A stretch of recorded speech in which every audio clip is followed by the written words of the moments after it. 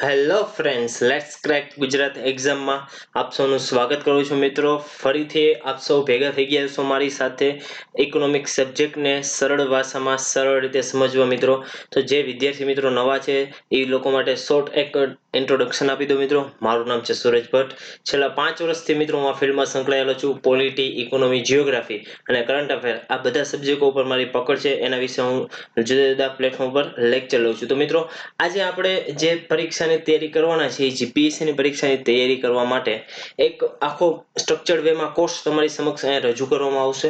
આ structured વેનો course એ તમારે કેવી રીતે તમે તમારી એક્ઝામને ક્રેક કરી શકો, કેવી રીતે એક્ઝામને પસાર કરી શકો, તમારો ગોલને એચીવ કેવી રીતે કરી શકો, એના માટે તમને અહીંયા લેક્ચર જુદા જુદા પ્રકારના લેવામાં આવે છે.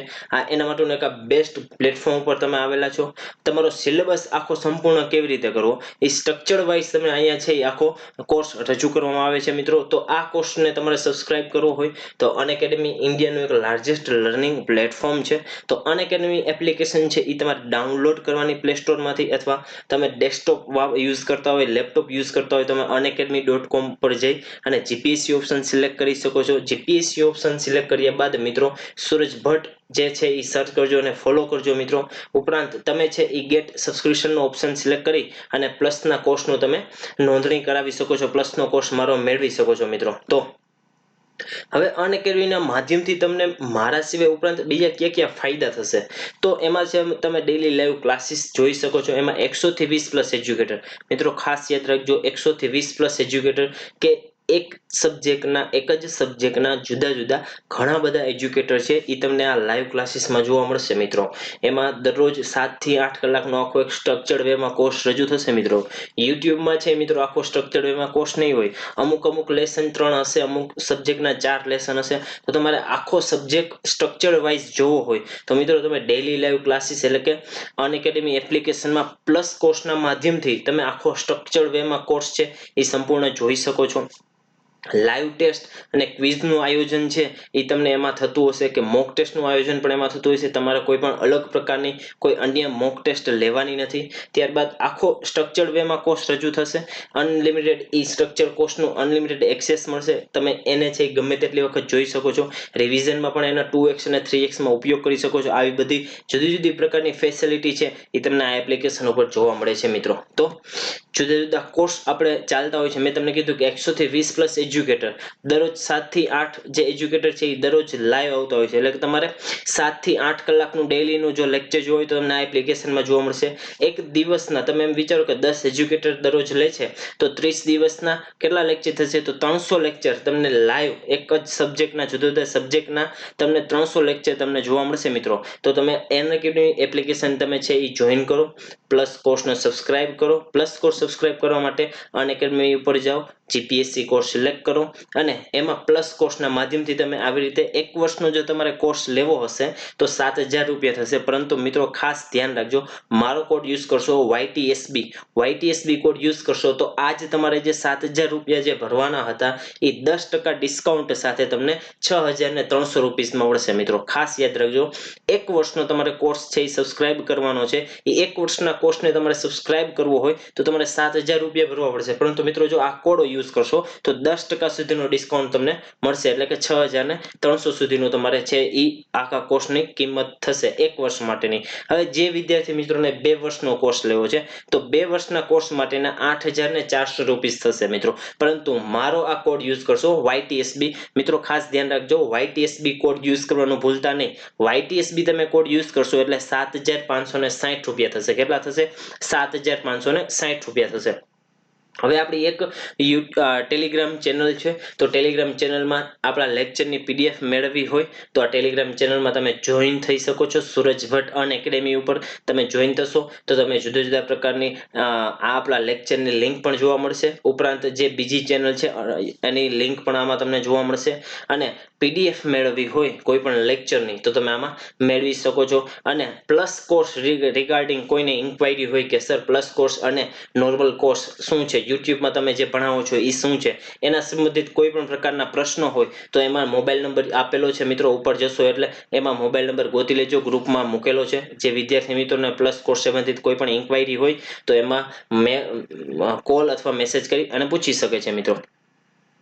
એક અનએકેડમીના માધ્યમથી એક નવું સોપાન આખું ચાલુ કરેલું છે મિત્રો, કે આખું તમારે 10 જ મિનિટમાં, માત્ર 10 જ મિનિટમાં કોઈ પણ એક ટોપિક સમજવો હોય, એ ટોપિકને તમે કેવી રીતે સમજી શકો છો અથવા એ ટોપિકને તમારે કેવી રીતે યાદ રાખવો છે, મેમરી ટ્રિક સહિત અને શોર્ટકટ આખી એક જ ટોપિકને 10 મિનિટમાં કેવી રીતે ન્યાય આપી અને તમને 10 મિનિટ જેવી ખતમ થશે એટલે તમારે તમે યાદ રાખી શકશો એ ટોપિકને. તો એવી રીતે તમારે ભણવું હોય, માત્ર 10 જ મિનિટમાં એક ટોપિકને ખતમ કરવો હોય, રિવિઝનના હેતુથી આ એક ચેનલનો એક પ્રયાસ શરૂ કરેલો છે મિત્રો. નવું સોપાન અનએકેડમી દ્વારા ચાલુ કરેલું છે. તો આ સોપાનને તમે વધારે આગળ ગ્રુપમાં શેર કરજો મિત્રો, જેથી નવા વિદ્યાર્થી લોકોને આ જે ચેનલ અથવા આ જે વિડીયો છે એનો ફાયદો થશે મિત્રો. તો આપણો વિડીયો પણ મિત્રો વધારેમાં વધારે બને એમ શેર કરજો, કારણ કે આપણે જે અહીંયા ભણાવીએ છીએ એ ઓથેન્ટિક, ડિટેલમાં પ્લસ ટોપિક ઓરિએન્ટેડ કે જે એક્ઝામમાં પૂછાય છે એનો જ તમને અહીંયા ઉલ્લેખ કરીએ છીએ મિત્રો. આપણે ખોટી ચર્ચાઓ નથી કરતા, નહીં મોટી વાતો કરીએ છીએ. અમુક જે ચેનલ છે, અમુક જે વિડીયો છે એના લાઇક્સ અને શેર વધારે હોય છે, કારણ કે એમાં મોટી વાતો કરેલી હોય એટલે વિદ્યાર્થી મિત્રો શું કરે, એ વધારે શેર કરે. પરંતુ કામના વિડીયો મિત્રો વધારે શેર કરો.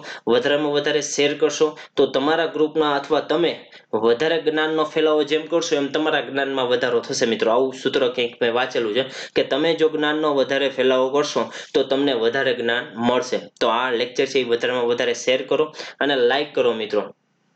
હજી આપણે છે એ અર્થશાસ્ત્રમાં આપણે ક્યાં પહોંચેલા છીએ, તો અર્થશાસ્ત્રમાં આપણી ભારતીય જે અર્થવ્યવસ્થા છે એમાં હજી પણ કૃષિ ક્ષેત્ર ચાલુ છે મિત્રો. હજી એટલે આટલું આપણે ડિટેલમાં ભણીએ છીએ મિત્રો, અને આજે છે એ બહુ જ ડિટેલમાં છે. આજનો આપણો લેક્ચર છે એ કૃષિ ક્ષેત્રની જુદી યોજનાઓ છે. જુદી યોજનાઓ વિશે આપણે ડિટેલમાં આગળ જશું. તો આજનો આપણો જે લેક્ચર છે એમાં રાષ્ટ્રીય કૃષિ વિકાસ યોજના, આત્મા એટલે કે એગ્રીકલ્ચર ટેકનોલોજી મેનેજમેન્ટ એજન્સી વિશે આપણે જાણશું. કૃષિ વિજ્ઞાન કેન્દ્ર વિશે જાણશું. આપણું સોઇલ હેલ્થ કાર્ડ શું છે, એના માપદંડો કયા માપદંડોના આધારે સોઇલ હેલ્થ કાર્ડ બને છે, સોઇલ હેલ્થ કાર્ડ ક્યારે યોજના શરૂ કરવામાં આવેલી હતી, એ બધું આપણે જોશું. ત્યારબાદ રાષ્ટ્રીય બાગાયતી મિશન વિશે જોશું. બફર સ્ટોક અને એમએસપી એટલે કે મિનિમમ સપોર્ટ પ્રાઇસ વિશે આપણે ડિટેલમાં અહીંયા જોવાના છે મિત્રો. તો આજે આટલા ટોપિક આપણે અહીંયા ભણવાના છીએ અને ડિટેલમાં બધા ટોપિક જશું મિત્રો. હજી લેટેસ્ટ યોજનાઓ પણ આપણે લેવાના છીએ, ચાલુ વર્ષની યોજનાઓ પણ લેવાના છીએ, પણ આ બેઝિક યોજનાઓ છે કે જે હજી પણ આપણા બજેટમાં આનો ક્યાંક ને ક્યાંક ઉલ્લેખ થયેલો જોવા મળે છે. એ યોજનાઓનો ઉલ્લેખ છે તમને મેં અહીંયા તમારા સમક્ષ કરેલો છે. પણ હજી પણ આના પછી એક એવો લેક્ચર આવશે કે માત્ર કૃષિ ક્ષેત્રની યોજનાઓ, માત્ર ઔદ્યોગિક ક્ષેત્રની યોજનાઓ, માત્ર સેવા ક્ષેત્રની યોજનાઓ. આપણે એવી રીતે ટ્રાય કરશું કે તમારે જે વધારેમાં વધારે છે એ એક્ઝામ ઓરિએન્ટેડ બને. આપણે મોટી વાતો અને ચર્ચાઓ લેક્ચરમાં નહીં કરીએ મિત્રો. એક્ઝામ ઓરિએન્ટેડ અને ટોપિક ઓરિએન્ટેડ આપણે ભણાવશું. એટલા માટે વિદ્યાર્થી મિત્રો આપણો લેક્ચર હજી કોઈ વિદ્યાર્થી મિત્રોએ શેર ન કર્યો હોય તો ફેસબુક, ટ્વિટર, ઇન્સ્ટા જે સોશિયલ મીડિયાના જેટલા માધ્યમો છે એ બધા જ માધ્યમોમાં શેર કરો મિત્રો. તમારા મિત્રોને તમે આવા સારી ક્વોલિટીના લેક્ચર સંભળાવશો તો એ તમને કહેશે કે ના, મને એક સારો એક માર્ગદર્શક મિત્ર મળેલો છે. તો આપણે એક મિત્રના આધારે, મિત્રના નાતે તમે આ લેક્ચર છે એ શેર કરજો મિત્રો. કે જે ઇકોનોમીમાં જે વિદ્યાર્થી મિત્રોને મૂંઝવતા પ્રશ્નો હોય, કે જે વિદ્યાર્થી મિત્રોને મટીરિયલ એવું પ્રોવાઈડ ન થતું હોય ગુજરાતીમાં સારું, તો એ વિદ્યાર્થી મિત્રોને આપણી પીડીએફ મળશે, આપણો લેક્ચર જોવા મળશે મિત્રો. તો એ એક્ઝામની એના ગોલની નજીક પહોંચશે અને જ્ઞાનનો ફેલાવો વધારે થશે મિત્રો. તો આપ સૌ છે એ આ લેક્ચરને તરત શેર કરજો અને લાઈક કરશો મિત્રો. આજે આપણો જે કરંટનો જે ટોપિક છે એ કાલે આપણે જે પેકેજ 1 ની વાત કરેલી હતી, આજે આર્થિક પેકેજ 2 ની વાત ડિટેલમાં કરશું. આજે ઈ છે ઈ પણ મોસ્ટ આઈએમપી છે મિત્રો. આજે આપણો આખો લેક્ચર છે એ મોસ્ટમાં મોસ્ટ આઈએમપી છે. એક્ઝામ આમાંથી ઘણા પ્રશ્નો આવશે મિત્રો. તમે મને યાદ કરજો કે ભટ્ટ સરે કરાવ્યું હતું, હા એમાંથી પ્રશ્ન આવેલા હતા. એટલે ખાસ આ લેક્ચર છે એ બહુ જ મોસ્ટ આઈએમપી છે. જોવાનું ભૂલતા નહીં. ને થોડોક લાંબો લેક્ચર છે એટલે તમારી ધીરજ રાખજો. જેમ આપણે પહેલા લેક્ચરમાં કીધું હતું કે જેવા પહેલા લેક્ચરમાં વિડીયો છે એવા લાસ્ટ સુધી તમે જોડાઈને રહેજો મિત્રો. અને એટલો જ જુસ્સો વધારે રાખજો અને એટલી જ નોટ અને બોલપેન લઈ અને નોટ્સ બનાવશો મિત્રો, તો વધારે આ લેક્ચરનો ફાયદો તમને થશે. અને એક્ઝામ ઓરિએન્ટેડ છે એટલા માટે કહું છું મિત્રો. ત્યારબાદ આપણે જે લેશું એ એમસીક્યુ લેશું મિત્રો. તો આખો આપણો લેક્ચરનો ઓવરવ્યુ હતો. લેક્ચરમાં આજે આપણે આટલું કામ કરવાના છીએ. થોડીક ધીરજતા રાખજો, લેક્ચર થોડોક લાંબો થવાનો છે. તો આપ સૌ મારી સાથે જોડાઈ અને લાસ્ટ સુધી જોડાઈને રહેશો. વચ્ચે આપણે 5 મિનિટ સુધીનો એક બ્રેક પણ આપશું મિત્રો. તો આપણો લેક્ચર છે 30 થી 40 મિનિટનો હોય છે. ડેઈલી ઇકોનોમિકનું કરંટ આપણે કરાવતા હોઈએ છીએ અને પાસ્ટ યરના ક્વેશ્ચનનું આપણે પણ અહીંયા સોલ્યુશન કે પાસ્ટ યરના પ્રશ્નો પણ આપણે ડિટેલમાં ચર્ચા કરતા હોઈએ છીએ. અને આપણો એપ્રોચ છે એ પ્રી પ્લસ મેઇન્સનો એપ્રોચ આખો હોય છે. તો આપણે હાલ હજી પણ વાત કરીએ છીએ સેક્ટર્સ ઓફ ઇકોનોમીની વાત કરીએ છીએ. સેક્ટર્સ ઓફ ઇકોનોમી વિશે આપણે ચર્ચા કરતા હતા. તો સેક્ટર્સ ઓફ ઇકોનોમી વિશે જે ચર્ચા કરતા હતા એમાં પ્રાઇમરી, મેન્યુફેક્ચરિંગ અને સર્વિસ 3 પ્રકારના સેક્ટરો આવે. આપણે બધાએ જોયું, બધાને ખ્યાલ હશે. હવે બધાને આ યાદ પણ રહી ગયું છે કે કૃષિ, દ્વિતીય ક્ષેત્ર અને સેવા ક્ષેત્ર, એટલે કે પ્રાથમિક, દ્વિતીય અને સેવા ક્ષેત્ર એટલે તૃતીય ક્ષેત્ર. કૃષિ સંબંધિત જે કંઈ પણ તત્વો અથવા પ્રવૃત્તિ આવેલી છે એ કૃષિ એટલે પ્રાથમિકમાં આવે છે. મેન્યુફેક્ચરિંગ ઉદ્યોગો સંબંધિત કંઈ પણ પ્રવૃત્તિ આવેલી છે એ મેન્યુફેક્ચરિંગ એટલે કે દ્વિતીય ક્ષેત્રમાં થાય છે. સેવા સંબંધિત જેમ કે રેસ્ટોરન્ટ છે, બેન્કિંગ છે, આરોગ્ય છે, જેવી વગેરે જેવી જે સેવાઓ છે એ તૃતીય ક્ષેત્ર એટલે કે સર્વિસ સેક્ટર વિશે આવે છે મિત્રો. હવે આજે આપણે જે જોવાનું છે એ રાષ્ટ્રીય કૃષિ વિકાસ યોજના વિશે જોવાનું છે મિત્રો. તો કે રાષ્ટ્રીય જે કૃષિ વિકાસ યોજના હતી આ છે એ તમે 11મી પંચવર્ષીય યોજના હતી. એ દરમિયાન કૃષિનો વાર્ષિક વૃદ્ધિ દર 4% પ્રાપ્ત કરવાનો કીધો હતો. એના હેતુથી આની છે આ યોજનાનો આપણે છે એ અમલ બનાવેલો છે. આ યોજના છે એ બનાવેલી છે મિત્રો. તો આ યોજના આધારિત જે રાજ્યો છે એ રાજ્યોમાં કેન્દ્ર દ્વારા 100% ગ્રાન્ટ આપવામાં આવે છે મિત્રો. ખાસ યાદ રાખજો કે આ દરેક રાજ્યોમાં છે એ આ રાજ્યોમાં લાગુ કરવામાં આવે છે. અને આ યોજના છે એ ગ્રાન્ટ આ સરકાર છે એમાં નાણાં કોણ ફાળવે છે તો કેન્દ્ર દ્વારા છે એ 100% નાણાં ફાળવવામાં આવે છે. આ યોજના છે એના મુખ્ય કાર્યો શું છે તો હરિયાળી ક્રાંતિનો વિસ્તાર કરવો, કે જે અમુક એરિયાઓ સુધી, અમુક વિસ્તાર સુધી જે હરિયાળી ક્રાંતિ થઈ હતી એ જે હરિયાળી ક્રાંતિ છે એ જુદા જુદા રાજ્યો સુધી પહોંચે એનો મુખ્ય વિકાસ, એનો જુદા જુદા રાજ્યોનો વિકાસ થાય એનો હેતુ હતો. આ યોજનાનો હેતુ મુખ્ય એ હતો. શું હતો મિત્રો કે હરિયાળી ક્રાંતિ જે સીમિત રાજ્યો પૂરતી, પંજાબ અથવા આપણે વિચારો કે તમે ઉત્તર ભારત સુધી જ સીમિત હતી. પંજાબ છે, હરિયાણા છે, તો અમુક અમુક જે એવા રાજ્યો છે કે જ્યાં પાણીની વધારે સુવિધા મળતી હતી એ વિસ્તારો પૂરતી જ આ હરિયાળી ક્રાંતિનો વિકાસ થયો. તો 11મી પંચવર્ષીય યોજના બાદ રાષ્ટ્રીય કૃષિ વિકાસ યોજના શરૂઆત કરવામાં આવેલી. એમાં એવો ઉલ્લેખ કરવામાં આવેલો હતો કે હરિયાળી ક્રાંતિનો વિસ્તાર જુદા જુદા અન્ય રાજ્યોમાં થાય, જેમ કે બિહાર છે, ઉત્તર પ્રદેશ છે, ઝારખંડ છે, ઓડિશા છે, ઉત્તર પૂર્વના રાજ્યો સુધી પહોંચે અને ત્યાં સઘન ખેતી એટલે કે મોટા પાયા પરની ખેતી થાય તો ઉત્પાદકતા વધારી શકાય છે. હવે મિત્રો સઘન ખેતી એટલે શું એ તમે ન સમજેલું હોય તો આપણા આગલા લેક્ચર જોજો, ટાઇપ્સ ઓફ ફાર્મિંગ, કૃષિના પ્રકારો. એટલે જ મેં તમને કીધું હતું કે આપણે છે એ સચોટ રીતે પેલા બેઝિક બધું ભણશું અને એને રિલેટેડ છે પછી આપણે કરંટ જોશું. તો મિત્રો આ એવી જ રીતે તમારી સમક્ષ લેક્ચર રજૂ કરું છું મિત્રો. તો આપ સૌ છે એ વધારે શેર કરો અને નોટ્સ ખાસ બનાવો. ત્યારબાદ નક્કી કરાયેલા ક્ષેત્રોમાં કે અમુક ક્ષેત્રોમાં છે કે જ્યાં કઠોળનું ઉત્પાદન સારું થાય છે, તેલીબિયાંનું ઉત્પાદન સારું થાય છે, ત્યાં ઈ રાજ્યોને સિંચાઈ અને મશીનરી કેવી રીતે પૂરી પાડી શકાય એ આ યોજનાનો મુખ્ય હેતુ હતો મિત્રો. ખાસ યાદ રાખજો, રાષ્ટ્રીય કૃષિ વિકાસ યોજનાનો મુખ્ય હેતુ શું હતો કે જે વિસ્તારોમાં હરિયાળી ક્રાંતિનો હજી એટલો બધો વિકાસ અથવા હરિયાળી ક્રાંતિનો એટલો બધો ફાયદો જે રાજ્યોને નથી મળેલો એ રાજ્યોને હરિયાળી ક્રાંતિનો ફાયદો મળે, જેમ કે બિહાર, ઉત્તર પ્રદેશ, ઝારખંડ, ઓડિશા, આ બધા રાજ્યોને હરિયાળી ક્રાંતિનો ત્યાં ફાયદો થાય. અને ઉત્તર પૂર્વ રાજ્યો ત્યાં છે એ સઘન ખેતી એટલે કે મોટા પ્રમાણમાં ખેતી કરવામાં આવે અને એ લોકોની ઉત્પાદકતા વધારવા માટેનું મુખ્ય કાર્ય હતું. અને જ્યાં તેલીબિયાં ઉગાડવામાં આવે છે, કઠોળ ઉગાડવામાં આવે છે, ત્યાં સિંચાઈની સુવિધા પૂરતી પાડવામાં આવે. ત્યારબાદ મશીનરી જે પૂરી પાડવામાં આવે વગેરે જેવી સુવિધાઓ છે કે જેનાથી ખેડૂતોનું ઉત્પાદનમાં વધારો થાય, દેશની આવકમાં વધારો થાય. મુખ્ય જે રાષ્ટ્રીય કૃષિ વિકાસનો હેતુ હતો. રાષ્ટ્રીય કેસર મિશન છે એ કયા રાજ્ય માટે ચાલુ કરવામાં આવેલું હતું પ્રશ્ન પૂછાય જાય મિત્રો. ખાસ યાદ રાખજો, રાષ્ટ્રીય કેસર મિશન છે એ જમ્મુ કાશ્મીર રાજ્ય માટે છે એ શરૂ કરવામાં આવેલું હતું. કયા રાજ્ય માટે રાષ્ટ્રીય કેસર મિશન તો જમ્મુ કાશ્મીર રાજ્ય માટે મિત્રો. તો ત્યારબાદ જે રાષ્ટ્રીય કૃષિ વિકાસ જે યોજના હતી એને 2017-18 થી લઈ 3 વર્ષ માટે વધારવામાં આવેલી છે 2019-20 સુધી. ખાસ મિત્રો યાદ રાખજો કે રાષ્ટ્રીય કૃષિ વિકાસ યોજનાને છે એ આગામી 3 વર્ષ માટે એ cabinet cabinet committee on economic અફેર્સે 3 વર્ષ માટે લંબાવવાનો નિર્ણય કરેલો હતો. કોને? રાષ્ટ્રીય કૃષિ વિકાસ યોજનાને કેબિનેટ કમિટી ઓન ઇકોનોમિક અફેર્સે કેટલા વર્ષ માટે? 3 વર્ષ માટે વધારવાનું કીધું હતું. 19-20 સુધી આ જે યોજના છે એ વધારવાનું કીધું હતું. પણ હવે એ યોજનાનું નવું નામ સાથે કે RKVY એટલે કે રાષ્ટ્રીય કૃષિ વિકાસ યોજનાની સાથે રફતાર એટલે શું? ફૂલ ફોર્મ પૂછાઈ ગયું છે MCQ માં, તો ખાસ યાદ રાખજો. રફતાર, RKVY રફતાર યોજના હવે એવી રીતે ઓળખાય છે. નવું આખું જે વધારવાનું કરેલું હતું 3 વર્ષ માટે, એમાં રફતાર છે એ નવું જોડવામાં આવેલું છે. તો રફતારનું પૂરું નામ શું થશે એ પૂછાઈ ગયું છે એક્ઝામમાં. તો તમારે કહેવાનું છે કે remunerative approach for agriculture and allied sector rejuvenation, કે પેલા છે એ કૃષિને વિકાસ કરવાની વાત હતી, માત્ર કૃષિ સંબંધિત જે મુદ્દાઓ રાખવામાં આવ્યા હતા. પરંતુ જ્યારે એની સાથે રફતાર જોડાણું એટલે કે remunerative approach for agriculture and allied sector rejuvenation, કે હવે કૃષિનો વિકાસની સાથે સાથે એની સાથે જેટલા સેક્ટરો એની સાથે જેટલી પ્રવૃત્તિઓ સંકળાયેલી છે, જેમ કે મરઘા બતકા ઉછેર કેન્દ્ર, મત્સ્ય ઉછેર કેન્દ્ર, ડેરી ઉદ્યોગ, આ બધા જ પ્રકારની પ્રવૃત્તિઓનો વિકાસ થાય, એનો કેવી રીતે વિકાસ થાય એના માટેની આમાં જોગવાઈઓ કરેલી છે મિત્રો.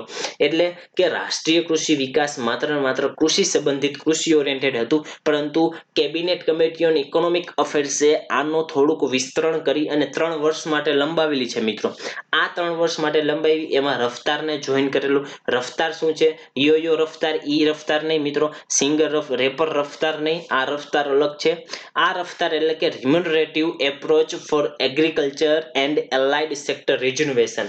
તો એનો ઉદ્દેશ્ય, એનો હેતુ શું હતો? તો કૃષિ પ્રવૃત્તિમાં લાભદાયી બનાવી અને જે જોખમો છે કે જે વરસાદ આધારિત કૃષિ કરવામાં આવે છે, અમુક પ્રકારના બિયારણનો ઉપયોગ કરવામાં આવે છે કે જેનાથી છે એ જમીનને નુકસાન થઈ છે, તો એ બધું કૃષિ સંબંધિત જે કોઈ સમસ્યાઓ છે એને ઘટાડવી.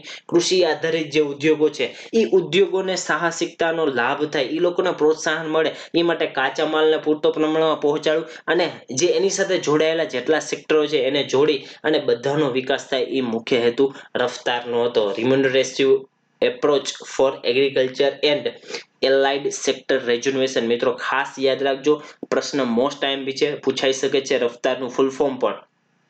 હવે ભંડોળ કેવી રીતે હતું? આપણે રાષ્ટ્રીય કૃષિ વિકાસનું તો 100% કેન્દ્ર દ્વારા જ ભંડોળ કરવામાં આવતું હતું. પરંતુ આમાં છે એ 60 અને 40 નો રેશિયો હતો રાજ્યોમાં. પરંતુ ઉત્તર પૂર્વીય જે રાજ્યો હતા ને 90% છે એ કેન્દ્ર દ્વારા ફંડિંગ કરવામાં આવતું હતું. 10% છે એ જે રાજ્ય ઉત્તર પૂર્વના હોય એવી રીતે છે એ ફંડિંગ કરવામાં આવતું હતું. સેમ કેન્દ્ર દ્વારા ભંડોળ છે એ 60% અને રાજ્ય દ્વારા, અન્ય રાજ્યો દ્વારા 40%. ત્યારબાદ આત્મા વિશે આપણે જોશું કે એગ્રીકલ્ચર ટેકનોલોજી મેનેજમેન્ટ. ખાસ યાદ રાખજો, એજન્સી છે એક આત્મા એગ્રીકલ્ચર ટેકનોલોજી મેનેજમેન્ટ એજન્સી, કે જે ખેતીમાં કઈ નવીન પ્રકારની ટેકનોલોજી હોય એને રિસર્ચ કરે, એની જાણકારી પૂરી પાડે અને ગ્રામ પંચાયતથી લઈ અને જિલ્લા સ્તર સુધી દરેકના એકમોને આ માહિતી પહોંચાડવાનું કામ છે એ આત્મા કરે છે. એટલે કે એગ્રીકલ્ચર ટેકનોલોજી મેનેજમેન્ટ એજન્સી, કે ખેડૂતોને કૃષિની નવી ટેકનોલોજીની જાણકારી પૂરી પાડવા માટે ગ્રામ પંચાયતથી લઈ અને જિલ્લા સ્તર સુધી પ્રશાસનિક એકમોમાં કૃષિ વિજ્ઞાન કેન્દ્રો અને બિનસરકારી સંગઠનોને એકસાથે જોડવા માટે આ છે એ આત્મા એક કાર્ય કરે છે મિત્રો. Agriculture technology management agency. ખાસ યાદ રાખજો કે નવી ટેકનોલોજી કઈ પણ આવેલી હોય એની જાણકારી પૂરી પાડવા માટે કૃષિ કેન્દ્ર હોય, જુદા જુદા કૃષિ કેન્દ્ર શું આપણે એના પછીનો ટોપિક છે. NGO હોય એટલે કે બિનસરકારી સંગઠનો હોય અને ગ્રામ પંચાયતથી લઈને જિલ્લા સ્તર સુધીના જેટલા પ્રશાસનિકના એકમો છે એ એકમોને માહિતી પૂરી પાડે છે, એ બધાને જોડવાનું કામ છે એ આ કરે છે મિત્રો. ત્યારબાદ કૃષિ વિજ્ઞાન કેન્દ્ર. કૃષિ વિજ્ઞાન કેન્દ્ર એટલે શું? જેને KVK પણ કહેવામાં આવે છે ટૂંકમાં. તો ખેડૂતો માટે નવી ટેકનોલોજી કઈ પણ વિકસાવી, ખેડૂતોને તેનાથી પરિચિત કરવા હોય તો એના માટે કૃષિ વિજ્ઞાન કેન્દ્ર દરેક જિલ્લા વાઇઝ અથવા દરેક ગામડામાં એક આવું ખોલવામાં આવે છે મિત્રો. અમુક છે એ મોટા જે કૃષિ વિજ્ઞાન કેન્દ્રો છે એના આધારે જુદા જુદા જાગૃતિના કાર્યક્રમો ચલાવવામાં આવે છે કે જેથી ખેડૂતો છે એ નવી ટેકનોલોજીને ઝડપથી અડોપ્ટ કરી લે, ઝડપથી પોતાની ખેતીમાં વહન કરે, એના માટે છે કૃષિ વિજ્ઞાન કેન્દ્ર ખોલવામાં આવે છે મિત્રો. કે જે હાલમાં આપણા ભારતમાં છે 669 KVK એટલે કે કૃષિ વિકાસ કેન્દ્રો, વિજ્ઞાન કેન્દ્રો આવેલા છે મિત્રો. આ જે કૃષિ વિજ્ઞાન કેન્દ્રો છે એ કૃષિ વિજ્ઞાન કેન્દ્રનો મુખ્ય ઉદ્દેશ્ય શું છે મિત્રો? તો મુખ્ય ઉદ્દેશ્ય યાદ રાખજો કે ખેડૂતોએ નવી ટેકનોલોજીને સરળતાથી કેવી રીતે અપનાવી, ખેડૂતો આ નવી ટેકનોલોજીનો ઉપયોગ કેવી રીતે કરે એના વિશે છે એ જાગૃત કરવા માટે આ કૃષિ વિજ્ઞાન કેન્દ્ર છે એ સ્થાપવામાં આવેલું છે મિત્રો. હાલ જુલાઈ 2016માં કૃષિ વિજ્ઞાન કેન્દ્રની પોર્ટલની શરૂઆત સરકાર દ્વારા કરવામાં આવેલી હતી. કૃષિ વિજ્ઞાન પોર્ટલની શરૂઆત 2016માં કરવામાં આવેલી હતી મિત્રો. જે રાષ્ટ્રીય સ્તરે છે એ કેની કામગીરી ઉપર દેખરેખ રાખવા અને ખેડૂતોને સમયસર છે એ આધુનિક ટેકનોલોજીની, બિયારણોની, ખાતરોની, જમીન બાબતેની કે એ કઈ જમીનમાં કયો પાક ઉગાડી શકે એ વગેરે જેવી માહિતી અને સલાહ જો આપવી હોય તો આ કૃષિ વિજ્ઞાન કેન્દ્ર દ્વારા છે એ આપવામાં આવે છે મિત્રો. ખાસ યાદ રાખજો કે આ પોર્ટલ જે હેતુ છે એ હેતુ શું હતો? તો આ પોર્ટલનો મુખ્ય હેતુ એવો હતો કે વૈજ્ઞાનિકના આધારે, વૈજ્ઞાનિક ઢબના આધારે આખી કૃષિ કરવી, કે એ ખેડૂતો છે આ ટેકનોલોજીનો ઉપયોગ એની કૃષિમાં કરી શકે અને વધારે ઉત્પાદિત કેવી રીતે કરી શકે, ખેડૂતોની આવકમાં કેવી રીતે વધારો થાય, એના માટેનો મુખ્ય હેતુ કૃષિ વિજ્ઞાન કેન્દ્રનો હતો.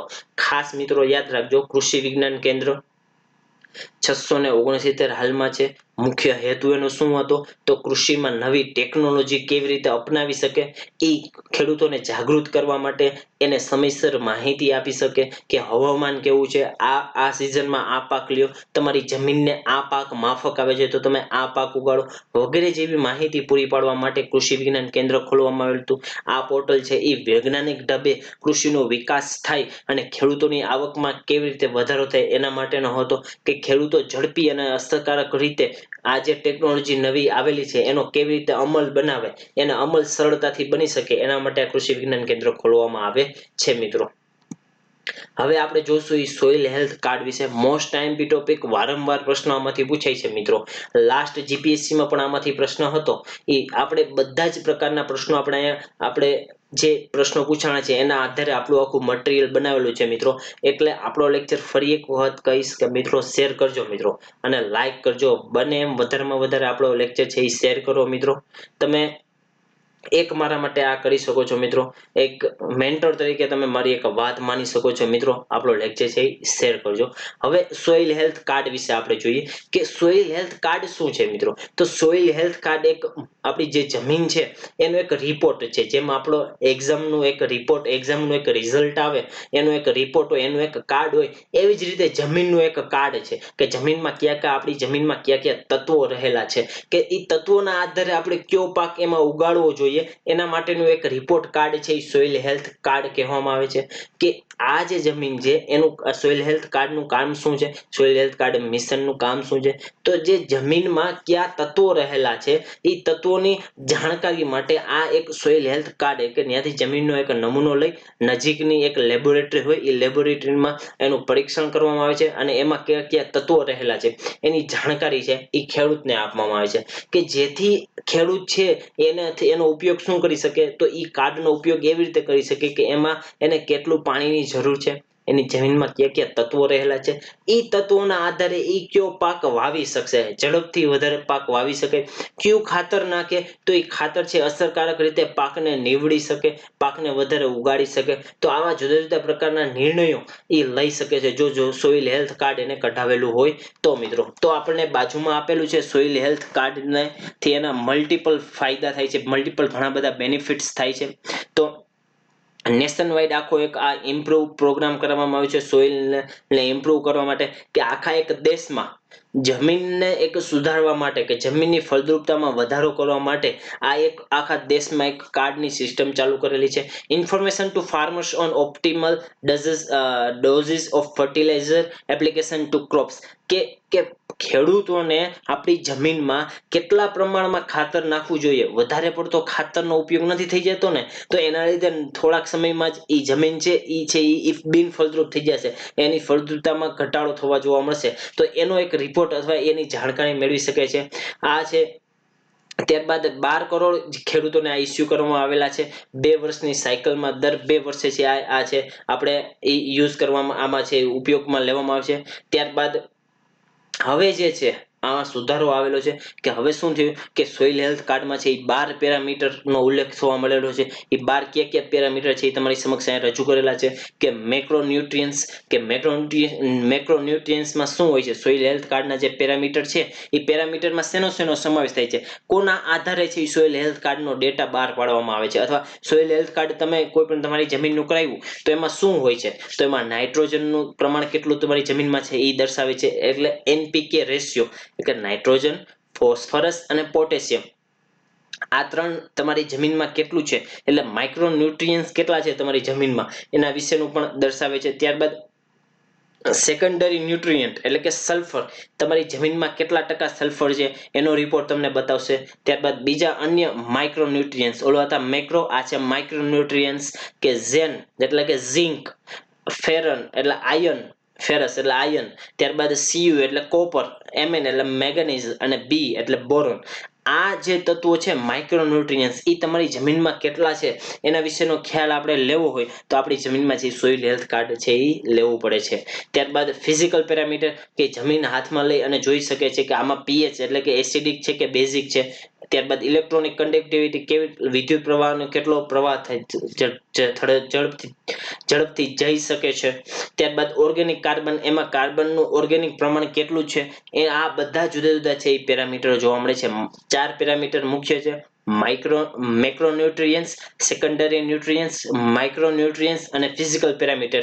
આમાંથી પણ પ્રશ્ન તમારે આવી શકે મિત્રો કે સોઇલ હેલ્થ કાર્ડના નીચેનામાંથી કયા પેરામીટરનો સમાવેશ થાય છે, અથવા સોઇલ હેલ્થ કાર્ડ છે એ નીચેનામાંથી કયા માપદંડોના આધારે બનાવવામાં આવે છે. તો નાઇટ્રોજન, ફોસ્ફરસ, પોટેશિયમ, સલ્ફર, ત્યારબાદ છે zinc, iron, copper, manganese, boron, ત્યારબાદ છે ઈ pH એટલે કે પોવેયર, હાઇડ્રોજન એટલે કે કેટલી એસિડિક છે કે બેઝ છે, ઇલેક્ટ્રિકલ કન્ડક્ટિવિટી અને ઓર્ગેનિક કાર્બન વગેરે જેવા છે એ તત્વો છે એ સોઇલ હેલ્થ કાર્ડમાં સમાવેશ થાય છે મિત્રો. એટલે કે સોઇલ હેલ્થ કાર્ડમાં છે એ 12 મેઇન પેરામીટર છે, એમાંથી મુખ્ય છે 4: એ મેક્રોન્યુટ્રિયન્ટ્સ, સેકન્ડરી ન્યુટ્રિયન્ટ્સ, માઇક્રોન્યુટ્રિયન્ટ્સ અને ફિઝિકલ પેરામીટર. ત્યારબાદ આ જે 12 પેરામીટર છે એ 12 પેરામીટરનો દર 3 વર્ષે એનું પરીક્ષણ કરવામાં આવે છે મિત્રો. ખાસ યાદ રાખજો, દર 3 વર્ષે છે આ પેરામીટરનું એ પરીક્ષણ કરવામાં આવે છે. હવે આ જે પેરામીટરનું પરીક્ષણ કર્યું ત્યારબાદ ખેડૂતોને શું ફાયદો થશે, તો ખેડૂતોને મુખ્ય એ ફાયદો થશે કે એને રાસાયણિક જે ખાતરનો દુરુપયોગ થઈ રહ્યો છે એ દુરુપયોગ કરતા બચશે. કારણ કે ગમે એ NPK અથવા જે વધારે સબસિડી વાળું ખાતર મળતું હોય એ સબસિડી વાળું ખાતરનો ઉપયોગ કરશે વધારેમાં વધારે, કે જેથી ખેડૂત છે એ અન્ય વધારે પડતું એક્સેસિવ યુઝ ઓફ ફર્ટિલાઇઝર થઈ જશે. કારણ કે જેટલો યુઝ હોવો જોઈએ આપણા જમીનને એની કરતાં પણ વધારે ખાતર છે આપણા જમીનમાં આવી જશે, જેનાથી આપણી જમીનની જે ફળદ્રુપતા છે એ ફળદ્રુપતા નાશ પામે છે, એ ફળદ્રુપતામાં ઘટાડો થાય છે. તો હવે જો એની પાસે સોઇલ હેલ્થ કાર્ડ હશે, એને ખ્યાલ હશે કે આમાં NPK નો રેશિયો કેટલો છે, સેકન્ડરી ન્યુટ્રિયન્ટ કેટલું છે, માઇક્રોન્યુટ્રિયન્ટ્સ કેટલા છે, તો એના આધારે છે એ મુજબ છે એ જો માઇક્રોન્યુટ્રિયન્ટ્સ ઘટતા હોય તો એવા પ્રકારના ખાતરનો ઉપયોગ કરશે કે જેથી જમીનના જે માઇક્રોન્યુટ્રિયન્ટ્સ છે એનો વધારો થાય. એટલા માટે છે એનો ખર્ચ છે એ બચશે, વધારે પ્રકારના ખાતરોનો ઉપયોગ નહીં થાય, એના હેતુથી એનો ખર્ચ બચશે, એની ઉત્પાદકતામાં વધારો થશે. જો વધારે પડતું ખાતરનો ઉપયોગ કરેલો હોય, વધારે પડતા જંતુનાશક દવાનો ઉપયોગ કરેલો હોય તો અમુક સમય પછી એ જમીનની ફળદ્રુપતા સાવ ઓછી થઈ જાય તો એની ઉત્પાદકતામાં પણ ઘટાડો થયેલો જોવા મળશે. પરંતુ જો એને સોઇલ હેલ્થ કાર્ડ કઢાવેલું હશે મિત્રો તો એની ઉત્પાદકતામાં વધારો જોવા મળશે મિત્રો. એની જમીનની ગુણવત્તા પણ સારી રહેશે, કારણ કે આપણે કીધું કે એની જમીન છે એ વધારે પડતું ખાતર ને વધારે પડતું જંતુનાશક દવાનો ઉપયોગ કરેલો હશે તો એની જમીનની ગુણવત્તા છે એ એકદમ ઘટી ગયેલી જોવા મળશે. અથવા એમ કહી શકીએ કે જમીનની ગુણવત્તા છે એ સાવ બિનફળદ્રુપ જમીન થઈ ગયેલી હશે. તો જો એને આવા બધા રિપોર્ટ કઢાવેલા છે તો એ મુજબ એની જમીનમાં જુદા જુદા ખાતરનો ઉપયોગ કરેલો હોય, જંતુનાશક દવાનો ઉપયોગ કરેલો હોય તો એની જે જમીનની જે ફળદ્રુપતા છે એ દિવસે ને દિવસે એમાં કેવો થતો હશે, તો વધારો થતો રહેશે. કારણ કે એને જે પાક લેવો છે એ જમીનમાં એ કેટલા ન્યુટ્રિયન્ટ્સ છે એ ન્યુટ્રિયન્ટ્સના આધારે એ જમીનમાં છે એ પાક વાવશે. પાકનું રોટેશન થશે, પાકનું રોટેશન થાય એટલે કે જમીનમાં છે એ ન્યુટ્રિયન્ટ્સ છે એ દિવસે ને દિવસે વધતા જશે. તો આવી રીતે છે સોઇલ હેલ્થ કાર્ડ બહુ ઇમ્પોર્ટન્ટ છે જમીન માટે. ખાસ યાદ રાખજો, આપણે એના પેરામીટર્સ જોયા: માઇક્રોન્યુટ્રિયન્ટ્સ, સેકન્ડરી ન્યુટ્રિયન્ટ્સ, માઇક્રોન્યુટ્રિયન્ટ્સ અને ફિઝિકલ ન્યુટ્રિયન્ટ્સ. હવે જોવાનું છે એ mission for integrated development of horticulture એટલે કે રાષ્ટ્રીય બાગાયતી મિશન કે જે 2005 અને 2006 માં શરૂ કરવામાં આવેલું હતું. આ જે મિશન છે એ આગળ જતા આપણે છે એ mission for integrated development of horticulture સાથે જોડી દેવામાં આવેલું હતું 2014-15 માં. ખાસ યાદ રાખજો, રાષ્ટ્રીય બાગાયતી મિશન બાગાયતી પાકનો વિકાસ કરવા માટે. હવે બાગાયતી ખેતી એટલે શું છે તો એના માટેનો પ્રીવિયસ લેક્ચર જોવો પડશે. ટાઇપ્સ ઓફ ફાર્મિંગ, ખેતીના પ્રકારો. એટલા માટે મેં મિત્રો કીધું છે, હજી એક વખત કહી દઉં કે આપણા બધા જ લેક્ચર કન્ટિન્યુઅસ જોશો તો તમને એકદમ ફાયદો થશે. હું તમને એટલું કહું છું કે તમારે ઇકોનોમિક નું રીડિંગ કરવાનું બંધ કરી દેવું પડશે. જો મારા લેક્ચર તમે જોયા છે, અન્ય સોર્સ તમે પકડશો નહીં, માત્ર કરંટ તમારે કરવું હોય એ કરંટ એ ટૂંક જ સમયમાં હું કરંટના લેક્ચર લાવીશ કે આપણે ઝડપથી તમારું ઇકોનોમી કમ્પ્લીટ થાય તો તમે રિવિઝન કરી શકો ઝડપથી. એટલા માટે આપણે છે એ આખા વર્ષનું એક કરંટ અફેર્સના લેક્ચર પણ લાવવાના છીએ, બજેટ પણ લાવશું, આર્થિક સર્વેક્ષણ પણ લાવશું. પણ તમે આપણો પ્લસ કોર્સ છે એ સબસ્ક્રાઇબ કરો મિત્રો, YTSB કોડ યુઝ કરો કે જેથી તમને વધારે ફાયદો થશે.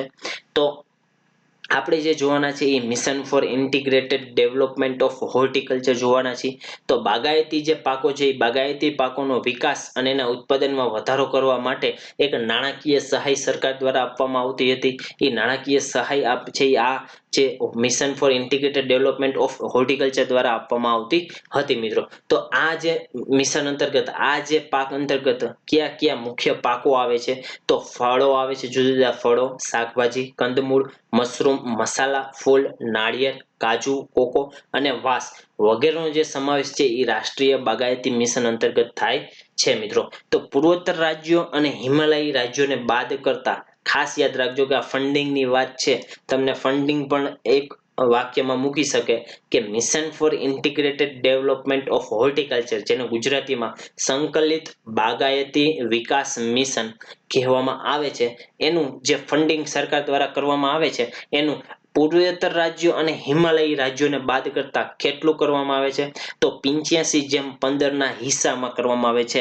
એટલે શું તો 85% એનો જે હિસ્સો છે એ કેન્દ્ર સરકાર દ્વારા ફાળવવામાં આવે છે અને બાકીનો જે વધેલો 15% છે એ રાજ્ય દ્વારા કરવામાં આવે છે મિત્રો.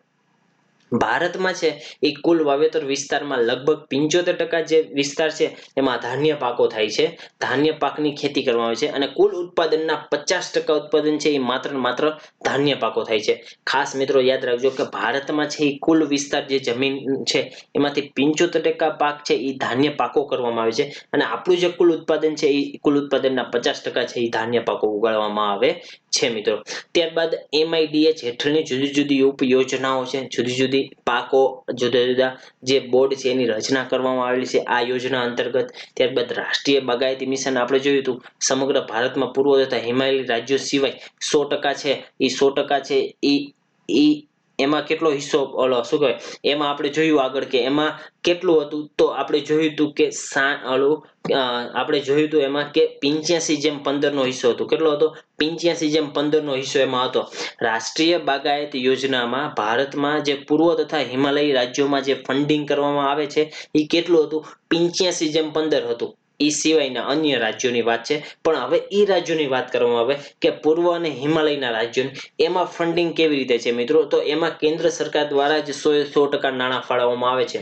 પૂર્વ તથા હિમાલયી રાજ્યો કે ઉત્તર પૂર્વના જે રાજ્યો છે તે અને હિમાલય જે રાજ્યોમાં આવેલો છે તેવા રાજ્યોમાં છે એ કેન્દ્ર સરકાર દ્વારા આ mission for integrated development of હોર્ટિકલ્ચરનું આ મિશન છે એ લાગુ કરવા માટે 100% નાણું છે એ કેન્દ્ર દ્વારા પહોંચાડવામાં આવે છે મિત્રો. ત્યારબાદ આના અંતર્ગત રાષ્ટ્રીય કૃષિ વન અને વાંસ મિશન કે વાંસનો વધારે વિકાસ થાય એના માટે છે આ એક મિશન રજૂ કરેલું હતું. આ mission for integrated development of હોર્ટિકલ્ચરના મિશન અંતર્ગત એક સબ યોજના તરીકે ચાલુ કરવામાં આવેલી હતી.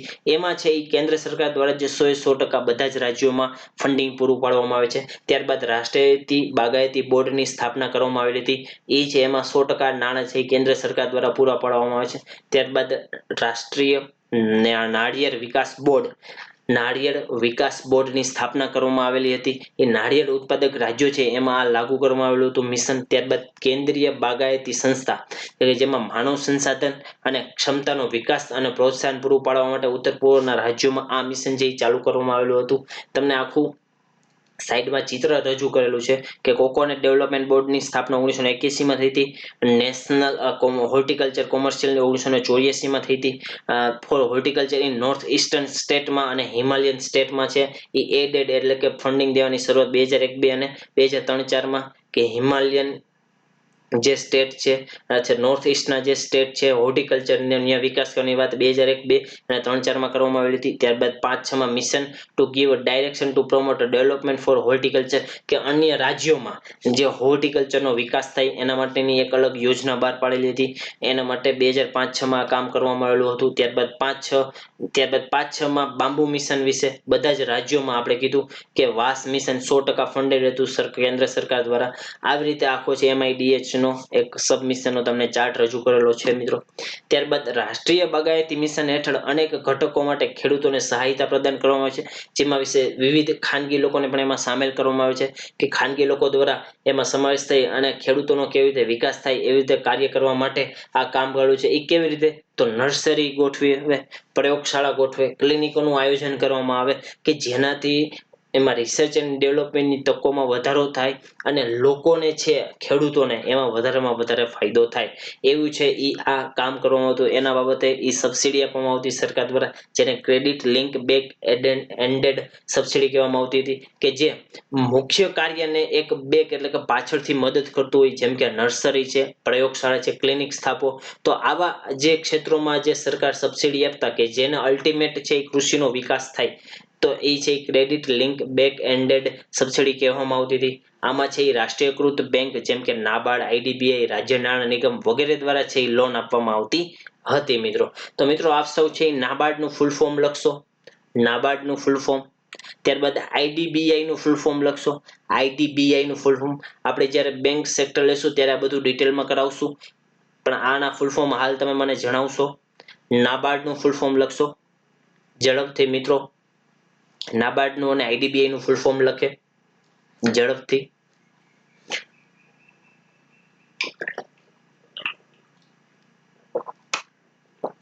ત્યારબાદ આપણે જે જોવાના છે MIDH ના ઉદ્દેશ્યો. MIDH ના ઉદ્દેશ્ય શું હતા? તો બાગાયતી પાકનો વિકાસ કરવો. આપણે જોયું હતું કે બાગાયતી પાક છે એનો વધુમાં વધુ વિકાસ થાય એના માટેના ઉદ્દેશ્ય હતા. એ કેવી રીતે વિકાસ થશે? તો ખેડૂતોને છે એ જુદા જુદા જે ખેડૂત સમૂહ ગ્રુપો છે જેમાં ખેડૂતોને પ્રોત્સાહન આપવા માટે ખેડૂતોનો વિકાસ ખેડૂતોનો વિકાસ કેવી રીતે થાય, ખેડૂતોને રિસર્ચ એન્ડ ડેવલપમેન્ટ ટેકનોલોજી સરળતાથી કેવી રીતે પહોંચે, કયા જમીનમાં કયું ખાતર ઉપયોગ કરવું જોઈએ, એના માટે જુદી જુદી વિશેની માહિતી પહોંચાડી શકાય અને ખેડૂતોનું પ્રોત્સાહન વધે એ માટે જુદા જુદા ગ્રુપોનું આયોજન અથવા સ્થાપના થયેલી છે. આ જે સ્થાપના થયેલું ગ્રુપો છે એમાં પહેલો ગ્રુપ છે FIG, ફાર્મર ઇન્ટરેસ્ટ ગ્રુપ જેને કહેવામાં આવે છે. ત્યારબાદ છે FPO, ફાર્મર પ્રોડ્યુસર ઓર્ગેનાઇઝેશન કહેવામાં આવે છે. ત્યારબાદ FPC, ફાર્મર પ્રોડ્યુસર કંપની.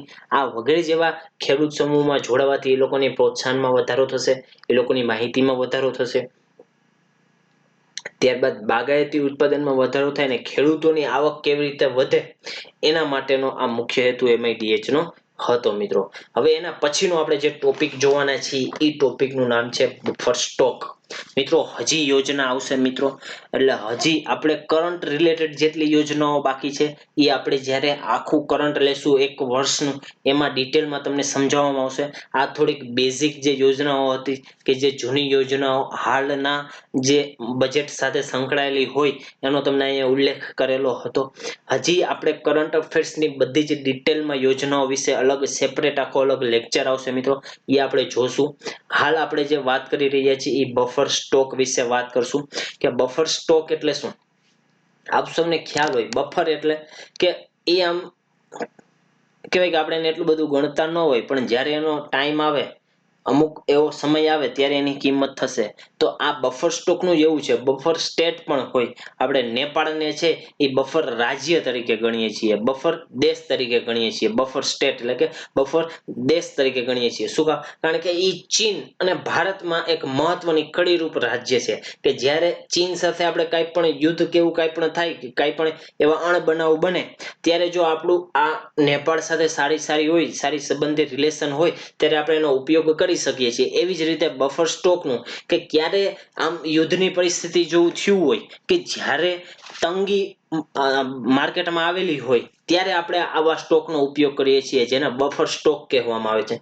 હજી આપણે દેશી ભાષામાં સમજવું હોય તો સાહેબ, તો બફર સ્ટોક એટલે એવી વસ્તુ છે કે જ્યારે માર્કેટમાં અનાજ ખૂટી ગયું હોય ત્યારે આપણે અમુક પ્રકારનું અનાજ ગોડાઉનમાં રાખેલું હોય તો એ ગોડાઉનમાંથી અનાજ કાઢી અને બજારમાં મૂકવામાં આવે એને બફર સ્ટોક કહે છે મિત્રો. સાવ ઈઝી અને સિમ્પલ છે બફર સ્ટોક એટલે શું. હજી આપણે ઘરનું ઉદાહરણ લઈએ કે આપણા ઘરમાં અમુક પ્રકારનો છે એ બફર સ્ટોક રહેલો હોય છે કે જ્યારે આપત્તિ આવે ત્યારે પપ્પા એમાંથી પૈસા કાઢી અને આપે છે. અથવા એમ કહેવાય કે જ્યારે આપણે બેંકમાં ન જવું હોય અને ઘરમાં એક તમારો ગલ્લો રાખેલો હોય કે જ્યારે આપણને કંઈ પણ મુશ્કેલી પડશે ત્યારે આપણે ગલ્લો ફોડી અને એમાંથી પૈસા કાઢી લેશું, તો એ આપણો બફર સ્ટોક કહેવાય. સાવ ઈઝી લેંગ્વેજ છે બફર સ્ટોક.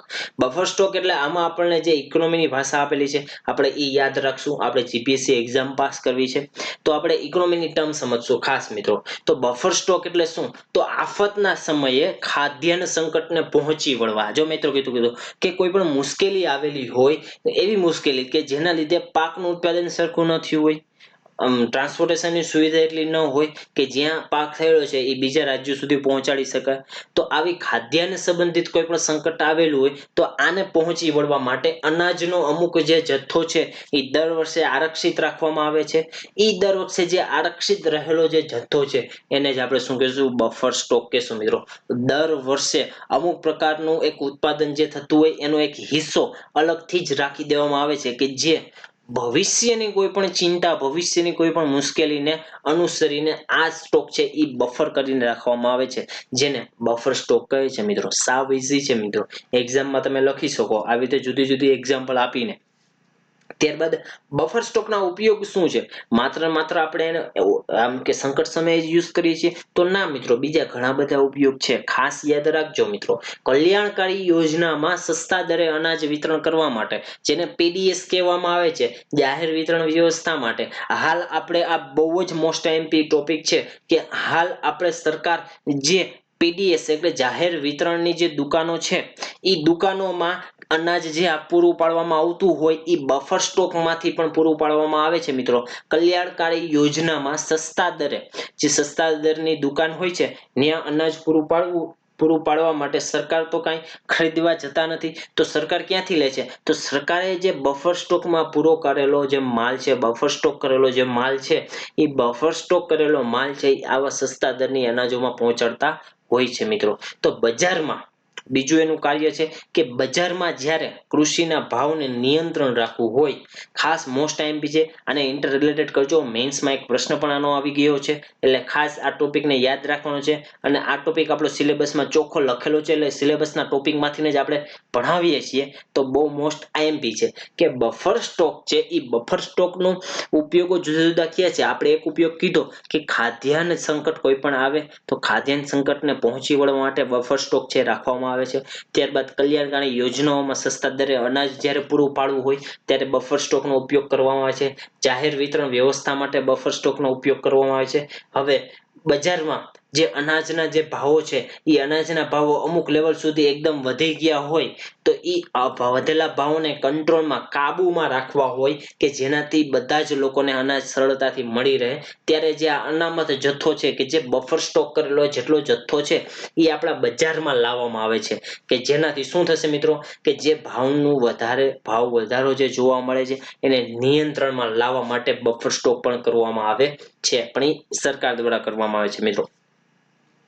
ખાસ યાદ રાખજો કે બજારમાં કૃષિ ઉત્પાદનોના ભાવનું નિયંત્રણ જરૂરી હોય ત્યારે ભાવની વધારાની સ્થિતિને કાબુ રાખવા માટે આ જે અનામત જથ્થો છે એ બજારમાં લાવવાથી ભાવનું નિયંત્રણ કરી શકાય છે, જેને બફર સ્ટોક પણ કહેવામાં આવે છે. કે જે બફર સ્ટોક કરેલો હતો એ બફર સ્ટોક અનામત જથ્થો હતો એને બજારમાં લાવ્યો કે જે વધતી જતી જે અનાજની પરિસ્થિતિ છે એને કંટ્રોલમાં રાખી કે જેથી ઝડપથી અથવા ઇઝીલી સરળતાથી બધાને અનાજ ખરીદી શકાય મિત્રો.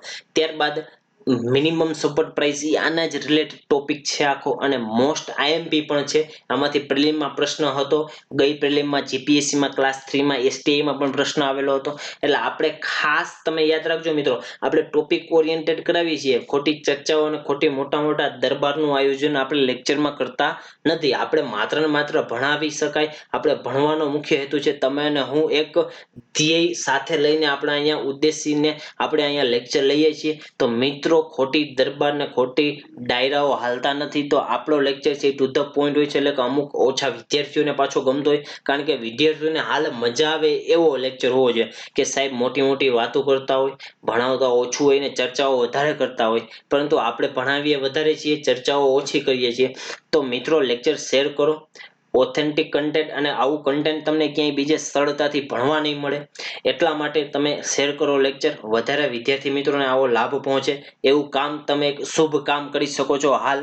તો હાલ જે આપણે વાત કરવાના છીએ એમએસપી વિશે વાત કરવાના છીએ, મિનિમમ સપોર્ટ પ્રાઇસ જેને કહેવામાં આવે છે. ન્યૂનતમ એટલે લઘુત્તમ પ્રાઇસ એટલે કિંમત, લઘુત્તમ કિંમત જેને કહેવામાં આવે છે, લઘુત્તમ સહાયતા ભાવ, મિનિમમ સપોર્ટ પ્રાઇસ. આપણે ગુજરાતીમાં થોડોક લોચો પડે છે, એટલે મિનિમમ સપોર્ટ પ્રાઇસ તમે પણ એવી જ રીતે યાદ રાખજો કે ખેડૂતોને અમુક જે હાલ તમે જોતા હશો, અમુક અમુક જે ખેડૂતો છે એ સાવ ઓછા દરમાં ગમે એ ડુંગળી ને બધું દઈ દેતા હોય.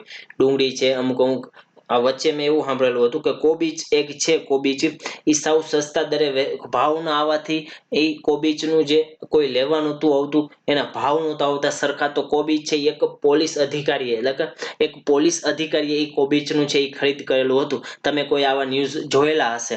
એક દરબાર ભાઈ હતા, એ દરબાર ભાઈનું મને નામ અત્યારે હાલ યાદ નથી. એ ભાઈ એક પોલીસ અધિકારી હતા. એ પોલીસ અધિકારીએ એ ખેડૂતનું છે એના ભાવ આવતા ન હોવાથી બધા જે કોબીજ છે એ ખરીદી લીધા હતા. પરંતુ આ જે ભાવ નહોતા આવતા, તો એ ભાવ ન આવે જ્યારે બજારમાં ખેડૂતને એના યોગ્ય ભાવ ન મળે, ત્યારે સરકાર છે એ અમુક પ્રકારની કિંમતો બહાર પાડે છે. સરકાર છે એ અમુક પ્રકારની અમુક એવી કિંમતો બહાર પાડે છે કે એ કિંમતથી નીચે, એ કિંમતથી નીચે એ ખેડૂત વેચતો નથી. જ્યારે એ કિંમતથી નીચે એને જો ખરીદદાર મળે, તો એ જે ખેડૂત છે એ કોને વેચી દેશે? સરકારને વેચી દેશે. કે જેને મિનિમમ ઓછામાં ઓછા આટલા તો ભાવ મળશે જ. એને એ જે પ્રાઇસ નક્કી કરવામાં આવે છે, એ જે કિંમત નક્કી કરવામાં આવે છે, એને શું કહેવામાં આવે છે? Minimum support price. ખાસ મિત્રો યાદ રાખજો, હજી સરળ ભાષામાં સમજશું આપણે કે જ્યારે ખેડૂતને એની ઉત્પાદન કરેલી જે ચીજ વસ્તુ છે એને યોગ્ય પ્રકારના ભાવ ન મળતા હોય બજારમાંથી, એટલે કે માર્કેટમાંથી એને યોગ્ય પ્રકારના ભાવ ન મળતા હોય, ત્યારે સરકાર દ્વારા અમુક એક લઘુત્તમ ભાવાંક બહાર પાડવામાં આવે છે. લઘુત્તમ સહાયતા ભાવાંક બહાર પાડવામાં આવે છે. એ ભાવાંકને શું કહેવામાં આવે છે? મિનિમમ સપોર્ટ પ્રાઇસ કહેવામાં આવે છે. એ જે ભાવ બહાર પાડેલો હોય છે એનાથી નીચે છે એ ખેડૂત વેચાણ કરતો નથી. એટલે કે મિનિમમ એના જે ચીજ વસ્તુનો જે ભાવ છે એ આટલા તો આવશે જ, તે એનાથી વધારે ભાવ આવે તો એ માર્કેટમાં વેચી દેશે. પરંતુ એ જે એમએસપી થી નીચે જો ભાવ આવે, તો એ જે ખેડૂત છે એ સરકારને વેચશે, અને એ સરકારને વેચવા માટે જે કિંમત નક્કી કરેલી હોય છે એને શું કહેવામાં આવે છે? એને મિત્રો એમએસપી કહેવામાં આવે છે, મિનિમમ સપોર્ટ પ્રાઇસ. તમને એ પણ પૂછાઈ શકે છે કે ઘઉંની 2019-20 ની એમએસપી કેટલી હતી? તો તમારી સમક્ષ ચિત્ર રજૂ કરેલું છે કે ક્વિન્ટલ દીઠ 1840 રૂપિયા, ક્વિન્ટલ દીઠ 1840 રૂપિયા. હવે વધારવામાં આવેલી છે 2019-20 માં પ્રપોઝડ એક છે, એ શું છે? તો 1925 રૂપિયા છે. એ નેક્સ્ટ યરમાં વધશે મિત્રો. એટલે કેટલા ટકાનો વધારો થયો? 4.61% વધારો જોવા મળે છે. ત્યારબાદ બેરલીની વિશે વાત કરેલી છે. તો બેરલીમાં કેટલો? તો 1440 રૂપિયા છે એ હાલ છે. પરંતુ પ્રપોઝડ એટલે કે ભવિષ્યમાં કેટલી થવાની છે? તો 1525 થવાની છે. ત્યારબાદ મસ્ટાર્ડમાં એ 4200 રૂપિયા છે, પણ થવાની છે કેટલી? તો 4425 રૂપિયા થશે. મસૂરમાં 4475 છે, પણ 4800 રૂપિયા સુધી દાળ પહોંચવાની છે એમએસપી ની. ત્યારબાદ સાફ્લાવર એટલે કે કેસર ₹4,945 છે, પરંતુ 5,215 રૂપિયા એમાં એમએસપી થશે કે જેથી ખેડૂતોની આવક વધશે. એમએસપી જો વધારે હોય મિત્રો, ખાસ યાદ રાખજો, એમએસપી વધારે હોય તો એમાં જે તમે નોર્મલ ભાવ છે એનાથી પણ વધારે હોવાના છે કે જેથી ખેડૂતોને વધારે એને જે ઉત્પાદકતા છે એનો જે લાભ છે એ વધારે ખેડૂતોને મળશે. જો ખેડૂતો આપણે આગળ આપણા જ્યારે આર્થિક વૃદ્ધિ આર્થિક વિકાસ લેક્ચર આવેલો હતો ત્યારે આપણે એક આ વાક્ય કીધું હતું કે જો દેશનું આપણું કૃષિ ક્ષેત્રનો વિકાસ થશે, કૃષિ ક્ષેત્ર જો આગળ આવશે તો દેશનું આખું સર્કલ જે ઇકોનોમીનું છે એ આખું ફરીથી ચાલુ થશે. મિત્રો, આપણે એક ડિટેલમાં લેક્ચર લઈ લેશું કે આપણું જે હાલ જે અર્થતંત્ર છે એ એકદમ ખાડાના આડે ચાલતું હતું. COVID-19 પહેલાનું આ કરંટ છે. COVID-19 પહેલાનું એક કરંટ છે કે જ્યારે આપણું અર્થતંત્ર એકદમ મંદીના માહોલમાંથી ચાલતું હતું તો એ મંદીના માહોલમાંથી ફરીથી પાછું એને તેજીમાં લાવવા માટે સરકાર છે જુદા જુદા પગલાઓ લેતી હતી. એ પગલાઓ ક્યાં ક્યાં લેતી હતી એના વિશે આપણે ડિટેલમાં કરંટમાં ચર્ચા કરશું મિત્રો. તો આપણે જુદા જુદા કરંટ અફેર્સના લેક્ચર પણ અહીંયા તમારી સમક્ષ મૂકવાના છે મિત્રો. તો પ્લસ કોર્સ છે એ સબસ્ક્રાઇબ કરવાનું ભૂલે નહીં મિત્રો. YTSB કોડ યુઝ કરવાનું ભૂલતા નહીં મિત્રો. એના રિગાર્ડિંગ કોઈ પણ ઇન્ક્વાયરી હોય કે તમને પ્લસ કોર્સ લેવો છે તો એના રિગાર્ડિંગ તમારે કોઈ પણ ઇન્ક્વાયરી હોય તો મારો મોબાઈલ નંબર છે એ આપેલો છે. તમે ગ્રુપમાં જોઈન થઈ શકો છો. ટેલિગ્રામની ચેનલ સૂરજ ભટ્ટ અનએકેડમીમાં તમે જોઈન થઈ અને આપણો મોબાઈલ નંબર તમે એમાં ઉપર જશો એટલે આવશે. કારણ કે ઘણી બધી પોસ્ટ થઈ ગઈ છે. મેં ઘણા દિવસ પહેલા મોબાઈલ નંબર એમાં મૂકેલો હતો તો એમાં તમને મળી જ રહેશે. હવે આપણે એમએસપી ને આપણે જે ઇકોનોમીની ભાષામાં સમજશું કે એમએસપી શું છે. તો ખેડૂતોને પોતાના ઉત્પાદન માટે પૂરતી બજારમાં કિંમત ન મળે. મેં તમને કીધું કે ખેડૂતોને જેટલી કિંમત જોઈતી હોય, કારણ કે જેટલો એને ઉત્પાદન ખર્ચ થયો હોય એની કરતાં તો થોડોક એ પોતે નફો મેળવી શકે છે મિત્રો. તો એ જે બજારમાં યોગ્ય એને કિંમત ન મળતી હોય અને નુકસાન ભોગવવું પડે છે, આને લીધે એને નુકસાન ભોગવવું પડે છે. તો એ નુકસાન ન ભોગવે એના માટે સરકાર છે એ અમુક પ્રકારની કિંમતો બહાર પાડે છે કે જેનાથી એને લઘુત્તમ એટલે કે ઓછામાં ઓછી કિંમત તો મળી જાય, સાવ એને નુકસાન ન વેઠવું પડે એટલા માટે છે એ એક કિંમત રજૂ કરવામાં આવે છે સરકાર દ્વારા. અને આ જે લઘુત્તમ ભાવ છે એને એમએસપી કહેવામાં આવે છે. ઓછામાં ઓછા જે ભાવ સરકાર દ્વારા બહાર પાડવામાં આવેલા હોય છે એને શું કહેવામાં આવે છે? એને મિનિમમ સપોર્ટ પ્રાઇસ એટલે કે એમએસપી કહેવામાં આવે છે મિત્રો. ખાસ યાદ રાખજો આ. ત્યારબાદ સરકાર છે એ ખેડૂત પાસેથી કિંમત અને પુરવઠો ખરીદે છે. શું ખરીદે છે? સરકાર છે એ ખેડૂતો પાસેથી એ જ કિંમતે એ પુરવઠો ખરીદે છે. સોરી મિત્રો, કે સરકાર છે એ મિનિમમ સપોર્ટ પ્રાઇસ જે છે એના આધારે જ ખેડૂતો પાસે જે પુરવઠો છે એ પુરવઠો જે ઉત્પાદક થયેલો માલ છે એ સરકાર ખરીદે છે મિત્રો.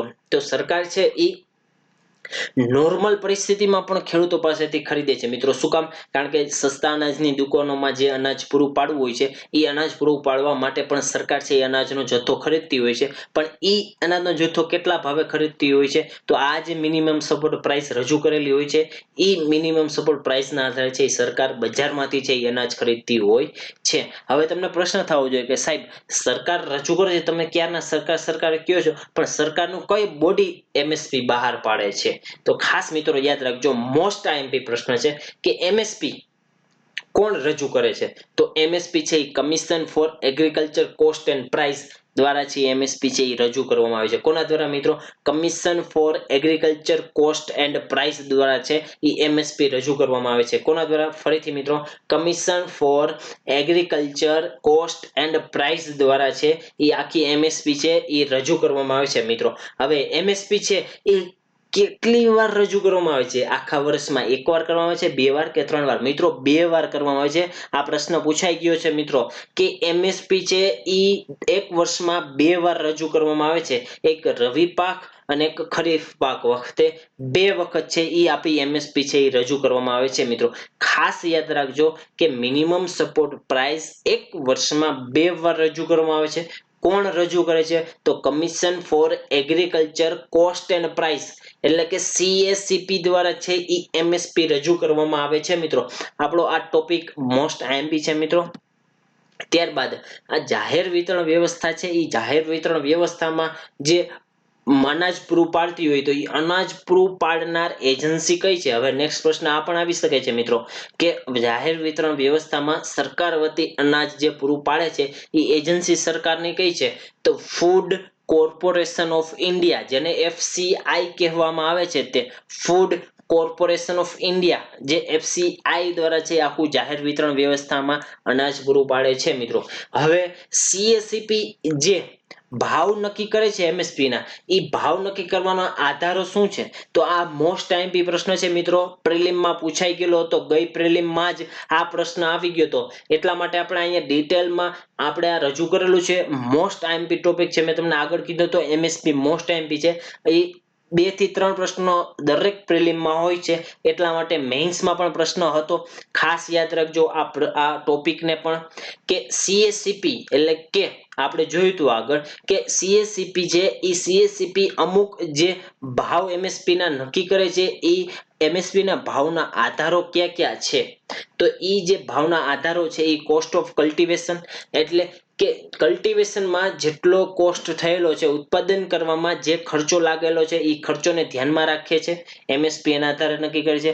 બીજો માપદંડ શું છે? તો supply and demand of situation of the commodity કે ઈ ચીજ વસ્તુની માર્કેટમાં બજારમાં કેટલી એની સપ્લાય થયેલી છે, એની માંગ કેટલી છે, એનો પુરવઠો કેટલો બજારમાં છે, એના આધારે છે MSP નક્કી કરતું હોય છે. ત્યારબાદ માર્કેટ પ્રાઇસ ટ્રેન્ડ્સ કે જે વૈશ્વિક લેવલે આ ચીજ વસ્તુની ડિમાન્ડ આ ચીજ વસ્તુનો ભાવ કેટલો છે, આપણા સ્થાનિક લેવલે આનો ભાવ કેટલો છે, એના આધારે છે એ નક્કી કરતું હોય છે MSP. ત્યારબાદ પેરિટી વીઝ અધર ક્રોપ્સ કે આ જે ક્રોપ છે, આ જે પાક છે એની સમકક્ષમાં જે બીજો જે પાક છે એનો ભાવ કેટલો છે એની સાથે સરખામણી કરીને આ છે MSP CACP દ્વારા બહાર પાડવામાં આવે છે મિત્રો. ખાસ યાદ રાખજો આ 4 ટોપિક 4 માપદંડના આધારે એ MSP નક્કી કરવામાં આવે છે મિત્રો. કયા કયા 4 ટોપિક? તો cost of cultivation, supply and demand situation for the commodity. ત્યારબાદ third topic market price trends પણ ડોમેસ્ટિકલી અને ગ્લોબલી. આ ઓપ્શનમાં આવું હતું કે globally internationally market price this product એવું હતું કે આંતરરાષ્ટ્રીય કક્ષાએ આ પાકની આવો જે ઓપ્શન આપેલો હતો, આંતરરાષ્ટ્રીય કક્ષાએ પાકની કિંમત નક્કી કરવામાં આવે છે. પ્રશ્ન એવો હતો કે મારી ભૂલ ન થતી, મને જ્યાં સુધી યાદ છે ત્યાં સુધી હું તમને જણાવું છું કે જુદા જુદા પાકોની સરકાર MSP જાહેર કરે છે ત્યારે નીચેનામાંથી આ માપદંડોના આધારે કરે છે. પહેલો ઓપ્શન એવો હતો કે અર્થતંત્રમાં તે ચીજ વસ્તુનું માંગ અને પુરવઠો કેટલો છે. બીજો ઓપ્શન એવો હતો કે આંતરરાષ્ટ્રીય કક્ષાએ આ ચીજ વસ્તુનો ભાવ કેટલો છે. ત્રીજો ઓપ્શન આવો હતો કે ઉત્પાદન ખર્ચમાં કેટલો ઘટાડો થયો છે. અને પછી વિકલ્પ આવા હતા 1 અને 2, 1, 2 અને 3, માત્ર 1 અને 3 ઉપરોક્તમાંથી બધા. આવો ઓપ્શન હતો મિત્રો. ખાસ યાદ રાખજો આ ટોપિક કાઢવા માટે મોસ્ટ આઈએમપી છે એટલા માટે મિત્રો. ત્યારબાદ commission for agriculture cost and price, આ જે CACP છે એ આ MSP ની પ્રાઇસ નક્કી કરે છે. પણ CACP છે એ પહેલા કયા નામથી ઓળખાતી, ત્યારબાદ પછી એનું નામ છે CACP બનેલું હતું. તો 1964 માં એક સમિતિ રચાણી હતી. એનું સમિતિનું નામ છે LK ઝા સમિતિ. કઈ સમિતિ મિત્રો? 1964 માં LK ઝા સમિતિની ભલામણથી આ કૃષિ ભાવ પંચ, જેને કૃષિ ભાવ પંચ કહેવામાં આવે છે, એ હાલ CACP ના નામે જ ઓળખાય છે મિત્રો. ફરીથી યાદ રાખજો 1964 માં LK ઝા સમિતિની ભલામણથી કૃષિ ભાવ પંચ, 1965 માં આ પંચની સ્થાપના થઈ હતી. ત્યારે બીજી પંચવર્ષીય યોજના તમને યાદ હોય તો ખાસ યોજના પાકી કરજો મિત્રો. આપણે કાલે પણ પ્રશ્ન એક યોજનાનો કાઢેલો હતો. એટલે પરીક્ષામાં છે યોજનામાંથી મોસ્ટ આઈએમપી ટોપિક યોજના છે, જેમ આ છે મોસ્ટ આઈએમપી છે. પ્રિલિમ માટે તો ખૂબ જ ઉપયોગી છે મિત્રો, પણ આ ટોપિક છે એ પ્રિલિમ પ્લસ મેઇન્સમાં ઉપયોગી છે. ઇન્ટરવ્યુમાં પણ આમાંથી તમને પ્રશ્ન આવી શકે છે. તો આ ટોપિક પણ તમે ખાસ યાદ રાખજો, રિવિઝન વધારે કરજો, નોટ્સ ડાઉન ખાસ કરજો મિત્રો, કે જેથી તમને ઝડપથી આ ટોપિક જ્યારે તમારે રિવિઝન કરવો હોય તો તમારે રિવિઝન તમે તમારી જાતે કરી શકો છો મિત્રો. એટલે કે CACP જે આપણે રચના થયેલી હતી એનું આગળ નામ આપણે જોયું કૃષિ ભાવ પંચ હતું. 1964 માં LK ઝા સમિતિએ ભલામણ કરેલી હતી. ત્યારબાદ 1985 માં ખાસ યાદ રાખજો CACP નું નામ છે 1985 માં બદલી commission for agriculture cost and price રાખવામાં આવેલું હતું 1985 માં બીજી પંચવર્ષીય યોજનામાં મિત્રો. તો મિત્રો આજે આપણો જે આ ટોપિક છે એ અહીંયા ખતમ થાય છે. કઈ સજેશન હોય, હજી આના રિલેટેડ તમારે એક પણ ટોપિક બાકી રહી જતો હોય તો કોમેન્ટ કરી જણાવજો. હજી આપણે કૃષિ ક્ષેત્ર પૂરું નથી થયું, હજી આનો આપણે પાર્ટ આવશે, હજી આપણે આને ડિટેલમાં જોશું મિત્રો. હવે આજનું આપણે કરંટ જોવાના છે એ મેં તમને કીધું હતું કે આર્થિક પેકેજની બીજી ભાગની ઘોષણા કરેલી છે. આપણા જે નાણાં પ્રધાન છે, નાણાં મંત્રી નિર્મલા સીતારમણે આપણને એક છે એ કૃષિ આર્થિક જે પેકેજ રજૂ કરવાના હતા એના બીજા ભાગની આપણે ઘોષણા કરેલી છે. આ ફોટામાં તમને આખું જે બીજા ભાગની જે ઘોષણા છે એ શોર્ટમાં એક એક ટોપિકમાં તમને આખું તમને બીજા ભાગની અહીંયા ઘોષણાનું તમને ચિત્ર રજૂ કરેલું છે કે free food grain supply to migrants for next 2 months, કે ફ્રીમાં મફતમાં જે માઇગ્રન્ટ્સ હોય કે જે સ્થળાંતર કરતા મજૂરો છે એ લોકોને 2 મહિના સુધી મફતમાં આપશે અનાજ. ત્યારબાદ 5 કેજી આપશે. શું આપશે? તો ચોખા આપશે. અને વીટ એટલે કે ઘઉં આવશે પર ફેમિલી આપવામાં આવશે. અને 1 કેજી છે એ ચણા આપવામાં આવશે. નોન કાર્ડ હોલ્ડર જેની પાસે કાર્ડ નથી, ભલે કાર્ડ ન હોય તો પણ કયું રેશન કાર્ડ ન હોય તો રેશન કાર્ડ ન હોય એવા લોકોને પણ 5 કિલો ઘઉં અથવા ચોખા અને 1 કિલો ચણા આપવામાં આવશે. ત્યારબાદ પીડીએસ રેશન કાર્ડ ટુ બી મેડ પોર્ટેબલ, કે તમે પીડીએસ જે કાર્ડ છે, પીડીએસ ની જે સિસ્ટમ છે એ રેશન કાર્ડ છે એ તમે પોર્ટેબલ, કે તમે ભલે બીજા રાજ્યના હોય પણ હાલ તમે બિહારના હોય ને તમે હાલ ગુજરાતમાં રહેતા હોય અને તમારી પાસે બિહારનું રેશન કાર્ડ હોય તો તમારે ગુજરાતમાંથી આ સુવિધાનો લાભ મેળવવો હોય તો તમે ઈ સુવિધાનો લાભ મેળવી શકો છો.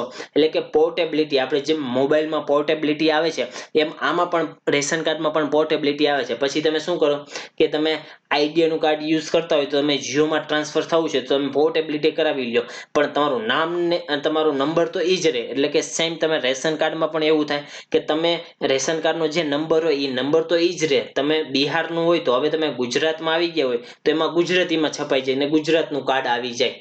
એટલે ખાસ એ પોર્ટેબિલિટી કરવાની વાત હતી. One nation one card ration કાર્ડની યોજના અમલમાં મૂકશે.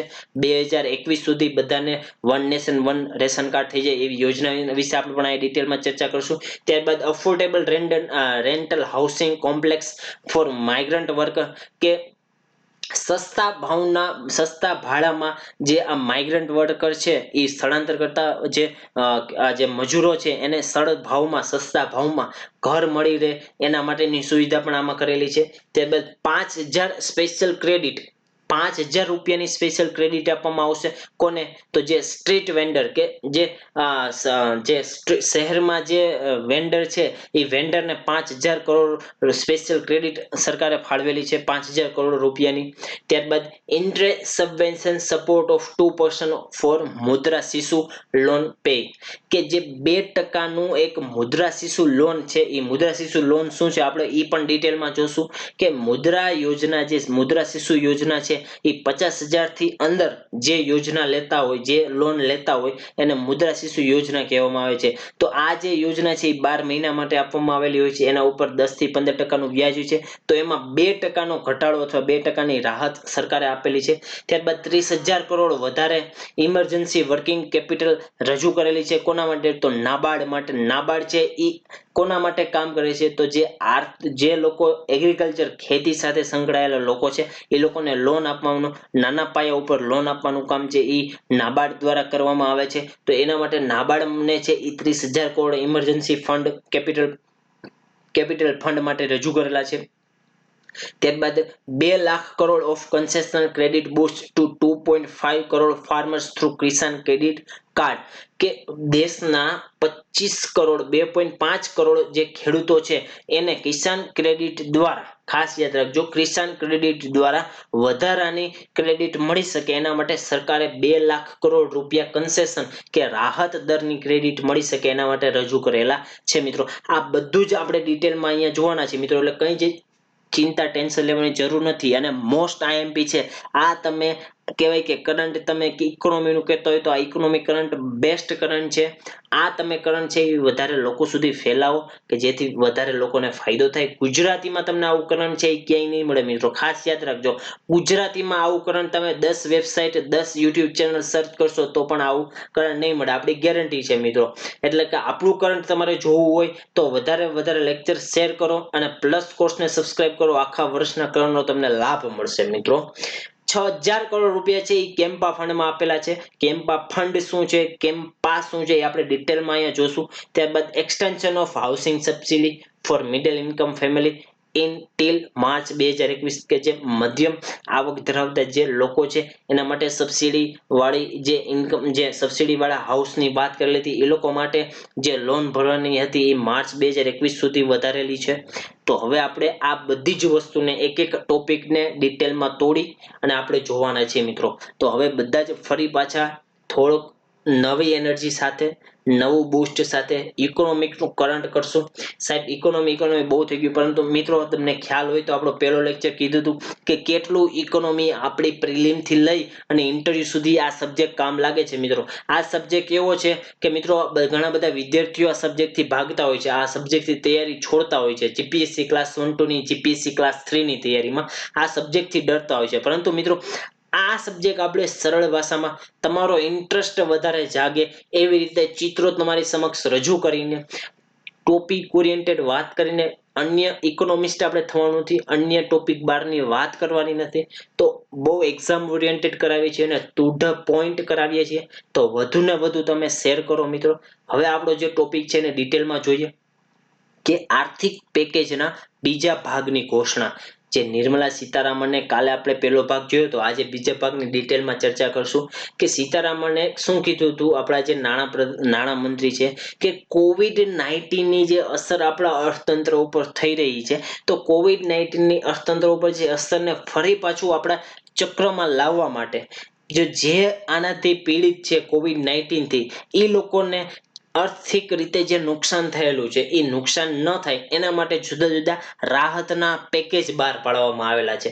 તો સૌથી વધારે અસર કોને થઈ છે? તો મિત્રો જે નાના મધ્યમ વર્ગ છે અને નાનો જે વર્ગ છે સમાજનો, એને સૌથી વધારે છે આ COVID-19 ની અસર થયેલી છે. કે જે રોજે રોજનું કરી અને રોજે રોજનું ખાતો હોય એને આ સૌથી વધારે અસર થયેલી છે. જેમ કે મજૂર વર્ગ છે, આ જે કામદાર વર્ગ છે, ગરીબ વર્ગ છે, નાના વેપારીઓ છે, નાના ખેડૂતો છે, એને સૌથી વધારે જો અસર થઈ છે તો COVID-19 ની આ જે હિસ્સો છે સમાજનો એને સૌથી વધારે અસર થયેલી છે મિત્રો. તો આ જે સમાજના હિસ્સાને આર્થિક રીતે નુકસાન થયેલું છે એનું ભરપાઈ કરવા માટે સરકારે છે એ આ આર્થિક પેકેજ બહાર પાડેલું છે મિત્રો.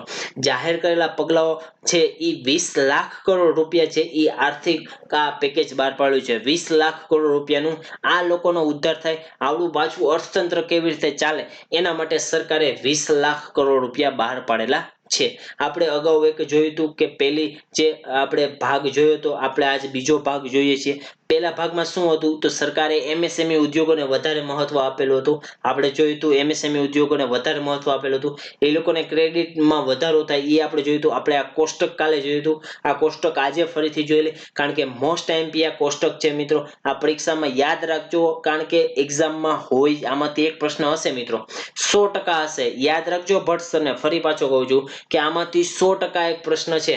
એટલા માટે કહું છું કે રિવાઇઝડ થયું છે MSME ની જે ડેફિનેશન, MSME ની જે વ્યાખ્યા હતી એમાં થોડોક સુધારો આવેલો છે મિત્રો. શું સુધારો આવેલો છે? તો સરકારે એવું કીધું હતું કે તમે લોન લ્યો, પૈસા તમારાથી ન ભરાય તો કઈ વાંધો નહીં, તમારા બદલે સરકાર પૈસા ભરશે, પણ તમે લોન લ્યો, તમે તમારું એકમ ચાલુ કરો, તમારું એકમ ચાલુ થશે તો લોકોની આવક વધશે અથવા એમાં ઉત્પાદનમાં વધારો થશે. ઉત્પાદનમાં વધારો થશે સામે વેચાણ પણ થશે. તો આખું જે ચક્ર છે હાલ મંદીની આપણે અર્થવ્યવસ્થા કહેવાય કે મંદીમાં ચાલી રહી છે, એમાં ફરી પાછી તેજી આવે એના માટે સરકારે આ છે એ લોન લેવા માટે પ્રોત્સાહિત કરેલા હતા. તો હવે MSME ની વ્યાખ્યા શું છે મિત્રો? તો MSME ની આજની અથવા આપણે કહેવાય કે નવી વ્યાખ્યા મુજબ સરકારે શું કીધું છે? જૂની વ્યાખ્યા તમને ઉપર આવેલી છે પણ આપણે નવી વ્યાખ્યા જ પાકી કરશું. શું છે? તો મેન્યુફેક્ચરિંગ અને સેવા ક્ષેત્ર માટે બંને માટે હવે એક કરી નાખેલું છે. તો 1 કરોડ સુધીનું રોકાણ, કેટલું? 1 કરોડ સુધીનું જેનું રોકાણ હોય અને ટર્નઓવર કેટલો હોવું જોઈએ? તો ટર્નઓવર 5 કરોડ સુધીનું જેનો ટર્નઓવર હોય એ સૂક્ષ્મ કક્ષાના ઉદ્યોગોમાં સમાવેશ થાય છે મિત્રો. શેમાં સમાવેશ થાય છે? સૂક્ષ્મ કક્ષાના ઉદ્યોગોમાં અથવા માઇક્રો ઇન્ડસ્ટ્રી જેને કહેવામાં આવે છે એનું ઇન્વેસ્ટમેન્ટ એટલે એમાં રોકાણ કેટલું હોય છે? તો 1 કરોડ સુધીનું રોકાણ હોય છે. પહેલા સરકારે કેટલું કીધું હતું? 25 લાખ સુધીનું કીધું હતું. પણ હવે માઇક્રો કક્ષાએ 1 કરોડ સુધીનું જેનું રોકાણ હોય એનો સમાવેશ છે સૂક્ષ્મ કક્ષાએ થાય છે, સૂક્ષ્મ કક્ષાના ઉદ્યોગોમાં થાય છે. ત્યારબાદ સ્મોલ ઇન્ડસ્ટ્રીઝ કોને કહેવાય છે? જેને નાના પાયાના ઉદ્યોગો કોને કહેવામાં આવે છે મિત્રો? તો નાના પાયાના ઉદ્યોગો જેનું રોકાણ 10 કરોડ સુધીનું હોય, જેનું રોકાણ 10 કરોડ સુધીનું હોય એને નાના પાયાના ઉદ્યોગો કહેવામાં આવે છે મિત્રો. તો એનું ટર્નઓવર કેટલું હોવું જોઈએ? તો એનું જે ટર્નઓવર છે એ 50 કરોડ જેનું ટર્નઓવર હોય, જે ઇન્ડસ્ટ્રીનું ટર્નઓવર 50 કરોડ સુધીનું હોય એને નાના પાયાના ઉદ્યોગો કહેવામાં આવે છે મિત્રો. ખાસ યાદ રાખજો, મોસ્ટ આઈએમપી છે. અત્યારે તમારે યાદ રાખવાનું છે, સ્મોલ ઇન્ડસ્ટ્રી રોકાણ કેટલું? 10 કરોડ સુધીનું, ટર્નઓવર કેટલું? 50 કરોડ સુધીનું. ત્યારબાદ મીડિયમ કે જેને મધ્યમ કક્ષાના ઉદ્યોગો કહેવામાં આવે છે મિત્રો, એમાં રોકાણ કેટલું હોવું જોઈએ? તો એમાં 20 કરોડ સુધીનું રોકાણ હોવું જોઈએ. ટર્નઓવર કેટલો હોવો જોઈએ? તો 100 કરોડ સુધીનો ટર્નઓવર હોવો જોઈએ. ખાસ મિત્રો યાદ રાખજો કે મધ્યમ કક્ષાના ઉદ્યોગો રોકાણ કેટલું? 20 કરોડ સુધીનું સાહેબ. ટર્નઓવર કેટલો? 100 કરોડ સુધીનો જેનો ટર્નઓવર હોય એને કેવા ઉદ્યોગો કહેવામાં આવે છે? તો મીડિયમ ઇન્ડસ્ટ્રી કહેવામાં આવે છે. ફરીથી ઝડપથી, માઇક્રો ઇન્વેસ્ટમેન્ટ કેટલું? 1 કરોડ સુધીનું. ટર્નઓવર કેટલું? 5 કરોડ સુધીનો. સ્મોલ ઇન્ડસ્ટ્રી ઇન્વેસ્ટમેન્ટ કેટલું? 10 કરોડ સુધીનું. ટર્નઓવર કેટલો? 50 કરોડ સુધીનો. મીડિયમ કક્ષાને કહેવાય, મીડિયમ ઇન્ડસ્ટ્રી કહેવાતી હોય. એનું ઇન્વેસ્ટમેન્ટ કેટલું? 20 કરોડ સુધીનું. એનું ટર્નઓવર કેટલું? 100 કરોડ સુધીનું. તો મિત્રો અત્યારે આપણે યાદ રહી ગયું હશે બધા જ મિત્રોને. આપણે કાલે આની ડિટેલમાં ચર્ચા કરી હતી. ભાગ 1 જો હોય તો તમે કાલનું કરંટ જોઈ શકો છો, કાલનો લેક્ચર જોઈ શકો છો. એમાં આત્મનિર્ભરતાની વાત કરેલી હતી, ક્રેડિટ બાંયધરીની વાત કરેલી હતી કે તમે લોન લ્યો, તમારાથી ભરપાઈ ન થાય તો સરકાર ભરપાઈ કરશે. આવી બધી જુદી જુદી રાહત એટલે પેકેજ 1 માં વાત થઈ હતી. તેમાં શું કીધું હતું કે માળખાગત સુવિધામાં વધારો થાય, ટેકનોલોજીમાં વધારો થાય, ગતિશીલ વસ્તી વિશે વાત કરેલી હતી. માંગમાં આત્મનિર્ભર ભારતના આ 5 મુખ્ય આધાર સ્તંભની વાત કરેલી હતી કે અર્થતંત્ર, માળખાગત સુવિધા, ટેકનોલોજી, ગતિશીલ વસ્તી. આ બધા વિશે આધાર સ્તંભ જે ભારતના આધાર સ્તંભ 5 વિશે, આત્મનિર્ભરતાના જે આધાર સ્તંભ 5 હતા એના વિશે વાત કરેલી હતી. કાલે આપણે આત્મનિર્ભર ભારતના જે 5 આધાર સ્તંભ હતા તેની આપણે કાલે વાત કરેલી હતી. આજના અભિયાન રૂપે નાણાં મંત્રી સીતારમણે એવું કીધેલું છે કે આર્થિક પેકેજનો પ્રથમ ભાગ જે એમએસએમઈ ને આપવામાં આવતો હતો, એમએસએમઈ ની વ્યાખ્યા કરતો હતો. હાલ જે છે જુદા જુદા જે ટાર્ગેટેડ આપણે એપ્રોચ અપનાવેલો છે ભાગ 2 માં, કે જે એક વર્કર હોય, એક ખેડૂતો છે, પછી સ્થળાંતર મજૂરો છે, પછી કેવા કે જે બીપીએલ કાર્ડ જે અથવા સ્થળાંતર મજૂરોને અનાજ આપવાની વાત છે, પીડીએસ સિસ્ટમમાંની રેશન કાર્ડની વાત છે, કે રિયલ નાના પાયા પરના મુખ્ય મુદ્દાઓને હાલ ધ્યાનમાં રાખી બીજું જે છે એ રાહત છે, એ પેકેજની સપ્લાયની આપણે વાત કરેલી છે. પહેલો એમાં ટોપિક આપણે જે આ ચિત્ર જોયું ને મિત્રો, આ જે ચિત્ર તમારી સમક્ષ જે અહીંયા રજૂ કરેલું છે મિત્રો, જે ચિત્ર તમને આ દેખાય છે, આ ચિત્ર, એ ચિત્રનો આપણો જે પહેલો ટોપિક છે એ શું છે? તો રાહત દરના જે ભાવો, રાહત જે આપવામાં આવે છે એ રાહત પેકેજ જે સ્થળાંતર મજૂરોને આપણે 2 મહિના સુધી મફત અનાજની સપ્લાય માટેની વાત હતી. હવે એક એક ટોપિકને આપણે ડિટેલમાં જોઈશું, તમને ખ્યાલ આવશે. એ જેટલા ટોપિક હતા એને ડિટેલમાં તોડી અને મસ્ત રીતે ગુજરાતીમાં આવું મટીરિયલ તમને ક્યાંય નહીં મળે મિત્રો, એવી ગેરંટી આપું છું. આ ચેનલમાં તમે બેસ્ટ ચેનલમાં આવેલા છો. બેસ્ટ ચેનલને સબસ્ક્રાઇબ કરવાનું ભૂલતા નહીં. અને ફરી પાછું ગુજરાતી 10 ને સબસ્ક્રાઇબ કરવાનું ભૂલતા નહીં. આપણો કોર્સ પ્લસ લેવાનું ના ભૂલતા. YTSB કોડ છે આપણો, આપ સૌને ખ્યાલ જ હશે. ઝડપથી આપણા કોર્સ છે એ લેશો.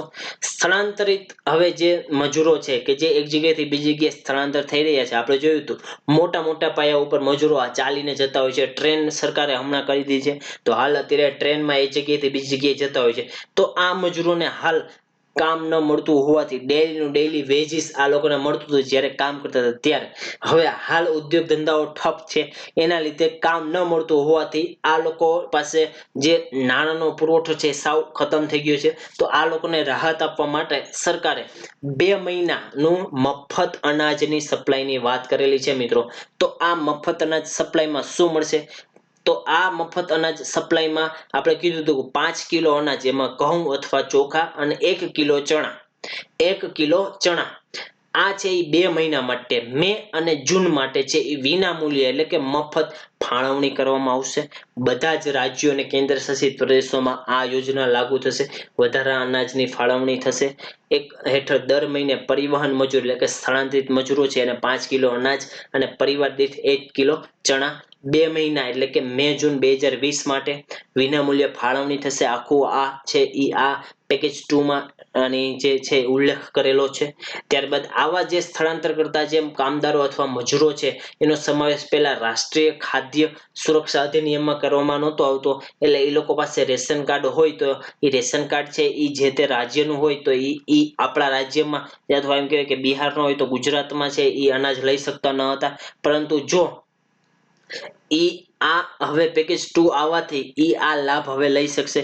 ઈ ભલે બિહારનો હોય તો પણ હવે એને અહીં અનાજ જોતું હોય તો મળી રહેશે. ગમે તે રેશન કાર્ડની દુકાને તમારું રેશન કાર્ડ બીજા વિસ્તારમાં નોંધણી હોય પણ આ વિસ્તારમાં તમે રહેતા હોય તો ઈ રેશન કાર્ડની દુકાનેથી પણ તમે અનાજ મેળવી શકો છો મિત્રો. કે આવો જે સ્થળાંતર કામદારોને લાભ છે એ રાષ્ટ્રીય સુરક્ષા અધિનિયમ હેઠળ કાર્યક્ષેત્ર હેઠળ આવતો ન હતો. પરંતુ હવે આ રેશન કાર્ડનો ઉપયોગ છે એ તમે આ પેકેજ 2 રાહત દર આવવાથી સરકારે એવી ગાઈડલાઈન બહાર પાડેલી છે કે કોઈ પણ વિસ્તારમાં હાલ હોય તો ઈ જે વિસ્તારમાં જે રેશન કાર્ડની દુકાન લાગી પડતી હોય ત્યાં આ અનાજનું એ મેળવી શકે છે. આ સપ્લાય છે રાહત પેકેજ એ મેળવી શકે છે મિત્રો.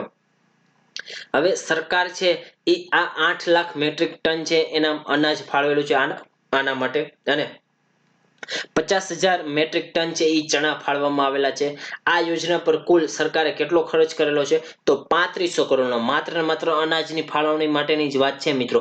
બાકી આખી જે 20 લાખ કરોડ પેકેજ રાહત દરે રજૂ કરેલું છે. પરંતુ હવે આ જો પેકેજ સ્પેશિયલ મફત અનાજની સપ્લાય માટેનું જે પેકેજ છે એમાં 3500 કરોડનો ખર્ચ સરકાર ઉઠાવશે મિત્રો. તો આ આખું અનાજના આખા ચણા છે આપણે આગળ વાત કરી લીધી એ કેવી રીતે સરકાર ખરીદશે તો સરકાર MSP ના ભાવે ખરીદશે. લિંક અપ આપણે કરેલું છે. ત્યારબાદ વન નેશન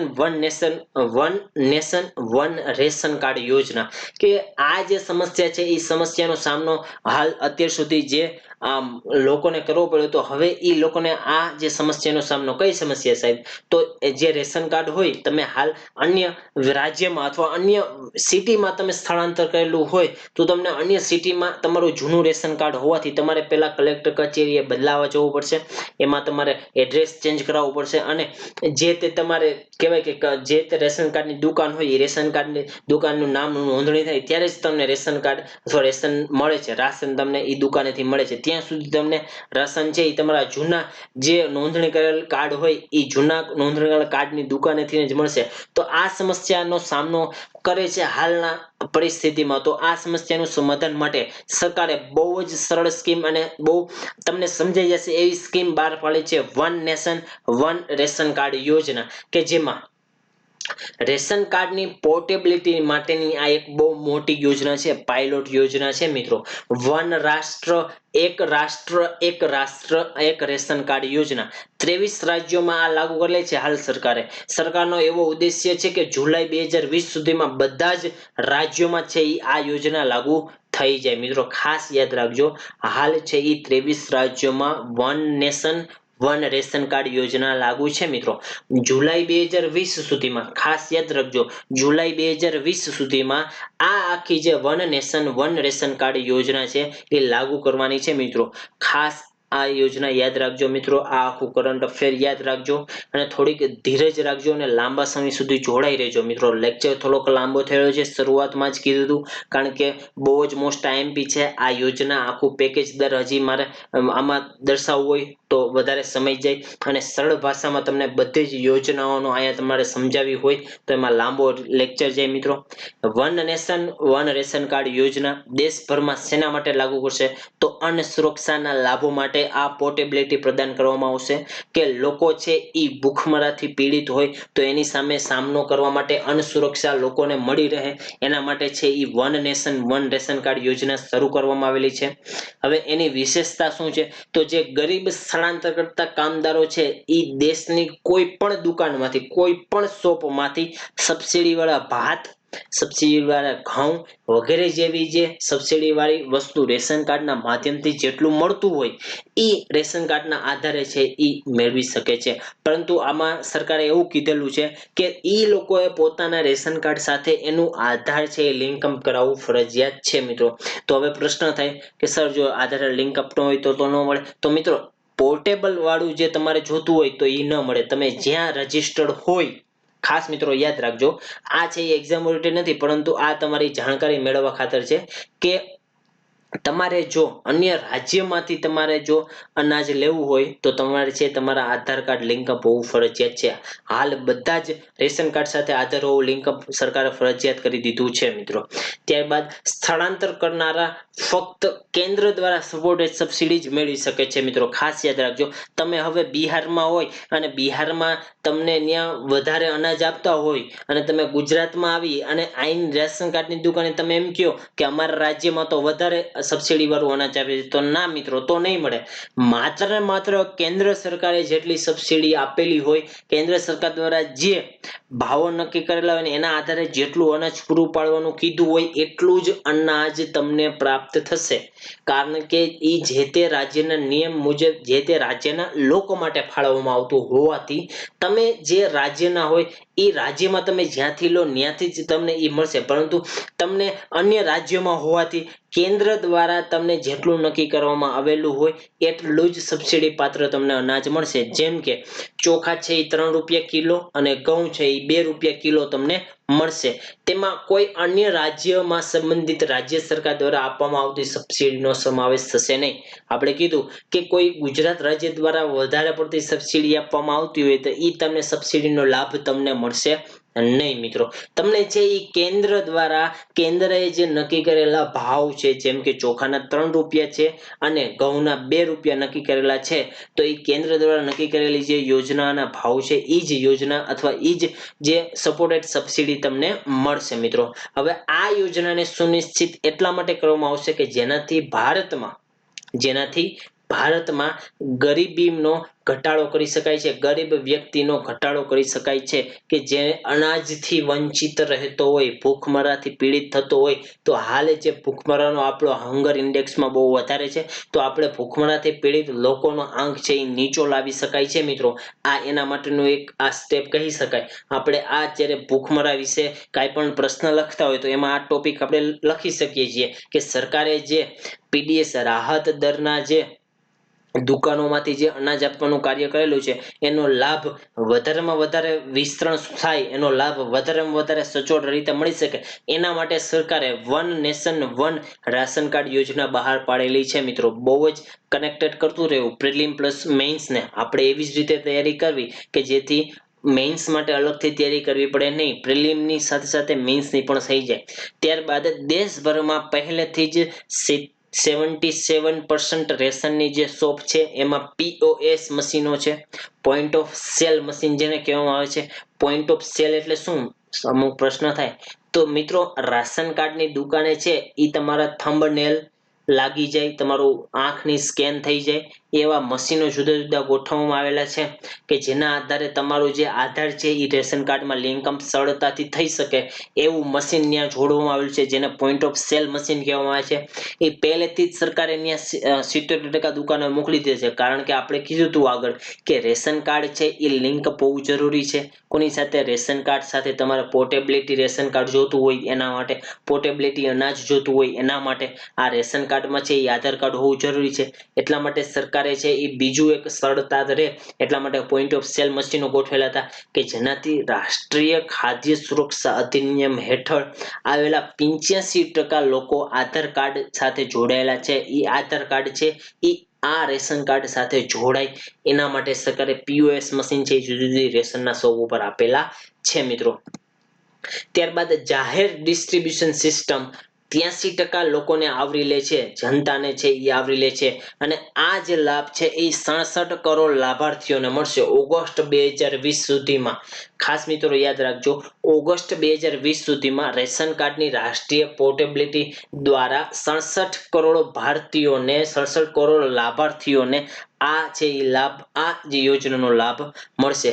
અને સરકારનો એવો ટાર્ગેટ છે કે રેશન કાર્ડ છે એ 100% one nation one ration card થઈ જાય. માર્ચ 2021 સુધીમાં 100% રાષ્ટ્રીય પોર્ટેબિલિટી, કે તમારું જે રેશન કાર્ડ છે એ તમે ભારતના કોઈ પણ રાજ્યમાં જઈ અને અનાજ રેશન શોપની દુકાનેથી તમે અનાજ માગી શકો છો.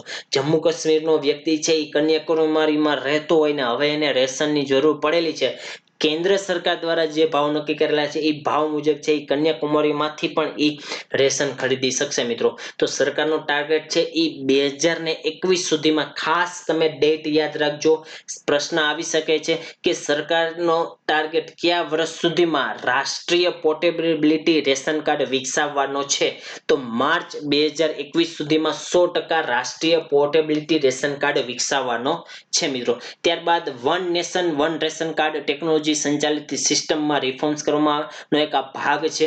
સ્થળાંતર કામદારોને તેમના કુટુંબના સભ્યોને દેશના કોઈ પણ ભાગેથી આ પીડીએસ ના લાભો મળી શકે એના માટે સરકારે છે ઈ આ યોજના બહાર પાડી છે, આ રાહત ભાવ બહાર પાડેલા છે મિત્રો. ત્યારબાદ ત્રીજું પેકેજ બહાર પાડ્યું છે કોના માટે, તો સ્થળાંતર કામદારો માટે તથા શહેરમાં જે ગરીબ વર્ગ છે એ ગરીબ લોકો માટે સસ્તું ભાડાનું એક મકાન મળી રહે એના માટે મકાનની સંકુલ બનાવેલી છે, એના માટેની આ યોજના છે. તમને બાજુમાં પિક્ચરમાં દેખાતું હશે કે affordable rental housing for migrants and urban poor, કે 70,000 કરોડ રૂપિયા સરકારે આમાં ફાળવેલા છે. કેટલા મિત્રો? 70,000 કરોડ. શેના માટે? કે જે આ સ્થળાંતર કરતા મજૂર વર્ગ છે, ગરીબ વર્ગ જે શહેરમાં રહે છે એ લોકો માટે હાલ યોગ્ય મકાન ન હોય, છત ન હોય, સારી ઝૂંપડામાં રહેતા હોય, તો આ બધા લોકો માટે સરકારે છે એ અફોર્ડેબલ એટલે કે સસ્તા ભાડામાં, કે હાવ નજીવા દરે એ લોકોને ઘર મળી રહે એના માટે સરકારે યોજના ફાળવેલી છે. એના માટે સરકારે 70,000 કરોડ રૂપિયાની ફાળવણી કરેલી છે, કે જેનાથી ઉદ્યોગ જે રિયલ એસ્ટેટનો જે આખો ઉદ્યોગ છે એમાં વિકાસ આવે, એમાં સરકારે રોકાણ કરેલું છે. તો આમાં શું કીધેલું છે, કેન્દ્ર સરકાર પરપ્રાંતીય કામદારો અને શહેરી ગરીબો માટે એને પરવડે, એને વ્યાજબી લાગે એવી કિંમતે ભાડાના મકાનની સુવિધા આપવામાં આવશે આ યોજના અંતર્ગત. આ સસ્તા ભાડાના રહેણાંકના એક સંકુલ એટલે કે મોટી મોટી બિલ્ડિંગો બનાવવામાં આવશે. એમાં સ્થળાંતર કામદારો, શહેરી ગરીબ અને વિદ્યાર્થીઓને સામાજિક સુરક્ષા અને ગુણવત્તાયુક્ત જીવન પ્રદાન થાય. ખાસ મિત્રો યાદ રાખજો કે વિદ્યાર્થીઓનો પણ સમાવેશ સરકારે આમાં કરેલો છે. એ લોકોને સામાજિક સુરક્ષા અને ગુણવત્તાયુક્ત જીવન પ્રદાન થાય એના માટે સરકારે આના માટે 70,000 કરોડ ફાળવેલા છે મિત્રો. નાણામંત્રીના જણાવ્યા અનુસાર આ કામ શહેરોમાં સરકારી ભંડોળના મકાનોના સાર્વજનિક ભાડા નિવાસી સંકુલમાં પબ્લિક પ્રાઇવેટ પાર્ટનરશિપના મોડેલ આધારિત આખી હાઈરાઇઝ બિલ્ડિંગનું નિર્માણ કરવામાં આવશે, કે જેમાં કોઈ પ્રાઇવેટ જે છે એ પ્રાઇવેટ માલિકીઓને પણ આમાં સમાવેશ કરવામાં છે અને સરકાર પણ ભાગીદારી કરી અને આખી બિલ્ડિંગનું આયોજન કરશે. એટલે આખું પીપીપી ના મોડેલ ઉપર આ જે યોજના એ લાગુ કરવામાં આવશે.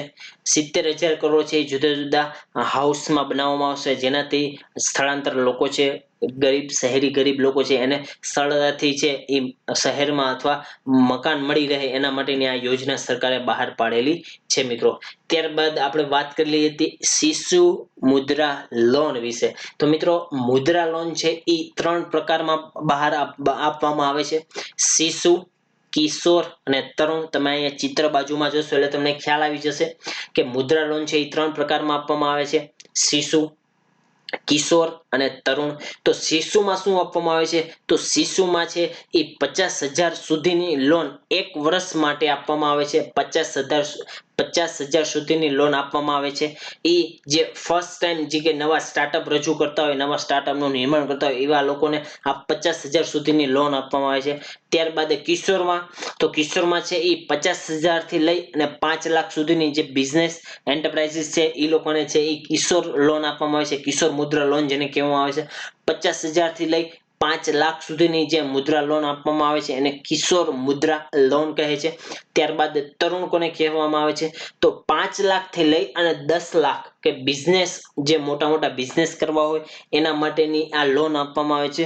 5 લાખથી લઈ અને 10 લાખ સુધીની જે લોન છે એને તરુણ મુદ્રા લોન કહેવામાં આવે છે. આપણે મિત્રો કરંટની સાથે સાથે થોડુંક બેઝિક પણ જોઈ લીધું મુદ્રા લોન વિશે. હવે આપણું જે કરંટ છે એના વિશે ચર્ચા કરીએ કે શિશુ મુદ્રા લોન હેઠળ સરકારે વ્યાજ માફી આપેલી છે. કેટલી વ્યાજ માફી? તો 2% વ્યાજ માફી આપેલી છે. એમસીક્યુમાં પૂછાઈ જાય તમને કે સરકારે હાલ જે રાહત પેકેજના દરો છૂટ આપેલી છે એમાં સરકારે શિશુ મુદ્રા લોનમાં કેટલા ટકા વ્યાજ દરની છૂટ આપેલી છે? તો 2% વ્યાજ દરની છૂટ આપેલી છે. ભારત સરકાર દ્વારા 50,000 રૂપિયાની જે શિશુ મુદ્રા લોન લઈ રહ્યા છે તો એમાં 12 મહિનાની અંદર જેને પરત કરવાની હોય એમાં 2%ની વ્યાજ દરની છૂટ કરેલી છે મિત્રો. તો આ લોનનો હાલનો પોર્ટફોલિયો એટલે કે આ લોન હાલમાં કેટલા લાખ 1.62 લાખ કરોડ લોન છે એ આપવામાં આવેલી છે મિત્રો. શિશુ મુદ્રા લોન અંતર્ગત 1.62 લાખ કરોડ જે નાણાં છે એ ફાળવવામાં આવેલા છે. એ હાલ છે એટલી લોન છે એ લીધેલી છે લોકોએ 1.62 લાખ કરોડ સુધીની. આમ શિશુ મુદ્રા લોન લેનારા લોકોને આનાથી કેટલો ફાયદો થશે? માત્ર 2% સરકારે જો છૂટ આપી છે પણ ફાયદો કેટલો છે? 1500 કરોડ રૂપિયાનો ફાયદો થશે મિત્રો. જુદા જુદા લોકોએ 50,000 લીધેલા હોય એ 50,000 કુલ 1.62 લાખ કરોડ લીધેલા છે. હવે એમાંથી 2% વ્યાજ દરમાં છૂટ આપે સરકાર તો 1500 કરોડ સુધીનો લોકોને ફાયદો થશે મિત્રો. ખાસ યાદ રાખજો. ત્યારબાદની ચોથી છે એ શેરી વિક્રેતાઓ એટલે કે સ્ટ્રીટ વેન્ડર જેને આપણે કીધા હતા એના માટે સરકારે 5,000 કરોડની લોનની સુવિધા કરેલી છે. કેટલી? 5,000 કરોડની લોનની સુવિધા. હાલની જે પરિસ્થિતિ આપણે જોઈએ છીએ COVID-19 ની પરિસ્થિતિ એના આધારે આપણે કહી શકીએ કે શેરીમાં કોઈ પણ આવતું હોય તો આપણે હાલ જે વેન્ડરો છે એ ઓછા થઈ ગયેલા હશે અથવા માત્ર ને માત્ર કહેવાય કે શાકભાજીના વેન્ડરો જોવા મળતા હોય, ફ્રૂટ વેના વેન્ડરો જોવા મળતા હોય, પરંતુ હાલ સુપર સ્પ્રેડરની પરિસ્થિતિ જોવા મળે છે. સુપર સ્પ્રેડર એટલે શું મિત્રો? મને કમેન્ટમાં જણાવો. ન્યૂઝપેપર વાંચતા હોય તો આ ખબર હોય, ખ્યાલ હોય. સુપર સ્પ્રેડર ખાસ મિત્રો ડેઈલી કરંટ અફેર્સ માટે કોઈ પણ એક ન્યૂઝપેપર વાંચો. નો ડાઉટ તમે જુદા જુદા મેગેઝિનો વાંચતા હશો, કરંટ અફેર્સના લેક્ચરો જોતા હશો, પરંતુ તમારી જો વોકેબ્યુલરી સુધારવી હોય તો ખાસ એક ન્યૂઝપેપર વાંચો, ઇંગ્લિશ અથવા ગુજરાતી. અને તમારું ઇંગ્લિશ સુધારવું હોય તો એક ઇંગ્લિશ ન્યૂઝપેપર વાંચો. તમારું હાલ ઇંગ્લિશ કેવું છે એ તમને ખ્યાલ હોય તો તમારે એક ઇંગ્લિશ ન્યૂઝપેપર વાંચવું જોઈએ. બાકી કરંટ આપણે એક્ઝામ ઓરિએન્ટેડ કેવું હોય એના માટે તમે મારો લેક્ચર જોઈ શકો છો, પરંતુ ન્યૂઝપેપર વાંચવાથી તમને ખ્યાલ આવશે કે તમારી મેઇન્સની આન્સર રાઇટિંગમાં તમારે ફેર પડશે મિત્રો. એડિટોરિયલ ખાસ આપણે એડિટોરિયલ ઉપર લેક્ચર લેશું મિત્રો. તમારી ડિમાન્ડ હશે તો તમે કોમેન્ટ કરી જણાવજો કે સાહેબ એડિટોરિયલ ઉપર લેક્ચર લ્યો, તો આપણે એડિટોરિયલ ઉપર પણ લેક્ચર લેશું ડેઈલી. કે ડેઈલી જે ઇંગ્લિશ ન્યૂઝપેપર કે ગુજરાતી ન્યૂઝપેપરમાં એડિટોરિયલ આવતા હોય એને આપણે એક્ઝામ ઓરિએન્ટેડ તમારી સમક્ષ રજૂ કરશું. તો કમેન્ટ કરીને જણાવજો. જો ડિટેલમાં આટલું જાણવું હોય તો કમેન્ટ કરી જણાવજો. એડિટોરિયલ વિશે આપણે પ્રિલિમ પ્લસ મેઇન્સ ઓરિએન્ટેડ કંઈ કરાવવું હોય એના માટે તમે કમેન્ટ કરી જણાવશો મિત્રો, તો આપણે લેક્ચરની શરૂઆત કરશું. તો જે આપણે વાત કરતા હતા કે શેરી વિક્રેતાઓ, હાલની જે પરિસ્થિતિના આધારે આપણે જોઈએ છીએ કે શેરીમાં અમુક વિક્રેતાઓ જોવા મળે છે. એટલે કે આની COVID-19 ની સૌથી વધારે વિપરીત અસર પડેલી હોય તો શેરી વિક્રેતાઓ પર પડેલી છે. હવે એ લોકો લોન લઈ અને હવે પોતાનો ધંધો કરવા માટે નવો ધંધો સ્થાપવો હોય, હાલ એની પાસે પૈસા ન હોય તો લોનની સરળતાથી એ લોકોને પ્રાપ્તિ થાય. એ લોકોનો વ્યવસાય ફરીથી શરૂ કરવો હોય તો 1 મહિનાની અંદર એક સરકાર વિશેષ યોજના બહાર પાડશે. હજી સરકારે આ માટે ખાલી પ્લાન જ રજૂ કરેલો છે, પૈસાની જ ફાળવણી કરેલી છે. યોજના હજી બહાર પાડવાની બાકી છે. જેવી સરકાર બહાર પાડશે એવી આપણે પણ આપણા લેક્ચરમાં બહાર પાડી દેશું, એટલે ચિંતા કરવાની જરૂર નથી. શેરી વિક્રેતાઓને ક્રેડિટ એટલે ઝડપથી લોન મળી રહે એના માટે એક સરળ સુવિધાનું આયોજન કરશે. આ નવી યોજના બહાર પડશે તેમાં એ લોકો શું કરશે તો પોતાનો જે આખો વ્યવસાય છે એ ઠપ થઈ ગયો હોય, બંધ થઈ ગયો હોય, જે લોકો નવો વ્યવસાય કરવા માંગતા હોય એના માટે ઇઝીલી સરળતાથી લોન મળી રહે એટલા માટે સરકારે આ જે નાણાં છે એની ફાળવણી કરેલી છે. આ યોજના અંતર્ગત દરેક એન્ટરપ્રાઇઝ માટે પ્રારંભિક વર્કિંગ કેપિટલ એટલે કે શરૂઆતની મૂડી, ધંધો કરવા માટે થોડીક મૂડીનું આયોજન અથવા થોડીક મૂડી હોવી જોઈએ એના માટે પ્રારંભિક વર્કિંગ કેપિટલની બેંકની એક લોન સુવિધા આપવામાં આવશે. જે વર્કિંગ કેપિટલ પ્રારંભિક વર્કિંગ કેપિટલ તરીકે ઓળખવામાં આવશે એ બેંક દ્વારા આ લોનની સુવિધા આપવામાં આવશે. આ યોજનામાં શહેર તેમજ શહેરની આસપાસ ખાસ મિત્રો યાદ રાખજો કે આ યોજના અંતર્ગત શહેર તથા શહેરની આસપાસમાં વેપાર કરનારા ગ્રામીણ વિસ્તારોના વિક્રેતાઓને છે એ આ યોજના અંતર્ગત લાભ મળશે. તમને એમ કહેવાય કે આ યોજનાનો લાભ કોને મળશે, તો શહેર અને શહેરની આસપાસના વિસ્તારમાં વેપાર કરતા ગ્રામીણ વિસ્તારના વિક્રેતાઓને છે આ યોજનાનો લાભ મળશે. મિત્રો અપેક્ષા છે કે આ યોજના હેઠળ 50 લાખ વિક્રેતાઓને લાભ મળે, પણ કેટલો 5,000 કરોડનું ધિરાણ એટલા માટે કરવામાં આવશે. મિત્રો દરેક એન્ટરપ્રાઇઝ માટે પ્રારંભિક કાર્યકારી મૂડી એટલે કે 10,000 સુધીની બેંક લોન આપવાની એમાં વાત કરેલી છે, બેંકની ક્રેડિટ આપવાની વાત કરેલી છે. મિત્રો આ છે એ પ્રારંભિક હજી નક્કી કરેલું નથી, પણ પ્રપોઝલ મૂકેલી છે કે 10,000 સુધીની બેંક ક્રેડિટ આપવામાં આવશે આ જે શહેરી વિક્રેતાઓ છે એના માટે. ત્યારબાદ ક્રેડિટ લિંક્ડ સબસિડી એટલે શું આપણે જોશું આમાં કે ક્રેડિટ લિંક સબસિડી એટલે કે મધ્યમ આવક ધરાવતા લોકો છે એ મધ્યમ આવક ધરાવતા લોકોએ જે મકાનો લીધેલા હોય, સરકારે જે એક યોજના બહાર પાડેલી હતી સસ્તા મકાન માટેની, તો એ લોકોએ જે મકાન લીધેલા છે એ મકાનમાં અમુક પ્રકારની એ લોકોને ક્રેડિટ જે આપવામાં આવશે એમાં સબસિડી આપવામાં આવશે. એ જે સબસિડી છે એ 2021 સુધી વધારવામાં આવેલી છે. મધ્યમ આવક ધરાવતા લોકો એટલે કે જેની આવક 6 લાખ થી લઈ 8 લાખ 18 લાખ સુધીની જેની આવક છે એ જે આવક છે એ મધ્યમ આવક ધરાવતા લોકો છે એના માટેની આ ક્રેડિટ લિંક સબસિડી યોજના બહાર પાડવામાં આવેલી છે. એ માર્ચ 2021 સુધી વધારવામાં આવેલી છે. નોંધનીય છે કે ક્રેડિટ લિંક સબસિડીની સ્કીમ એ પ્રધાનમંત્રી આવાસ યોજનાનો જે ઘટક એટલે કે એક ભાગ છે કે જે હેઠળ લોન સબસિડી આપવામાં આવે છે. તો આ યોજના છે એ 2017માં મુખ્યત્વે મધ્યમ આવક જે જૂથ ધરાવતા એ લોકોને શરૂઆત કરવામાં આવેલી હતી, એ લોકોને ફાયદો થાય એમ કરવામાં આવેલી હતી.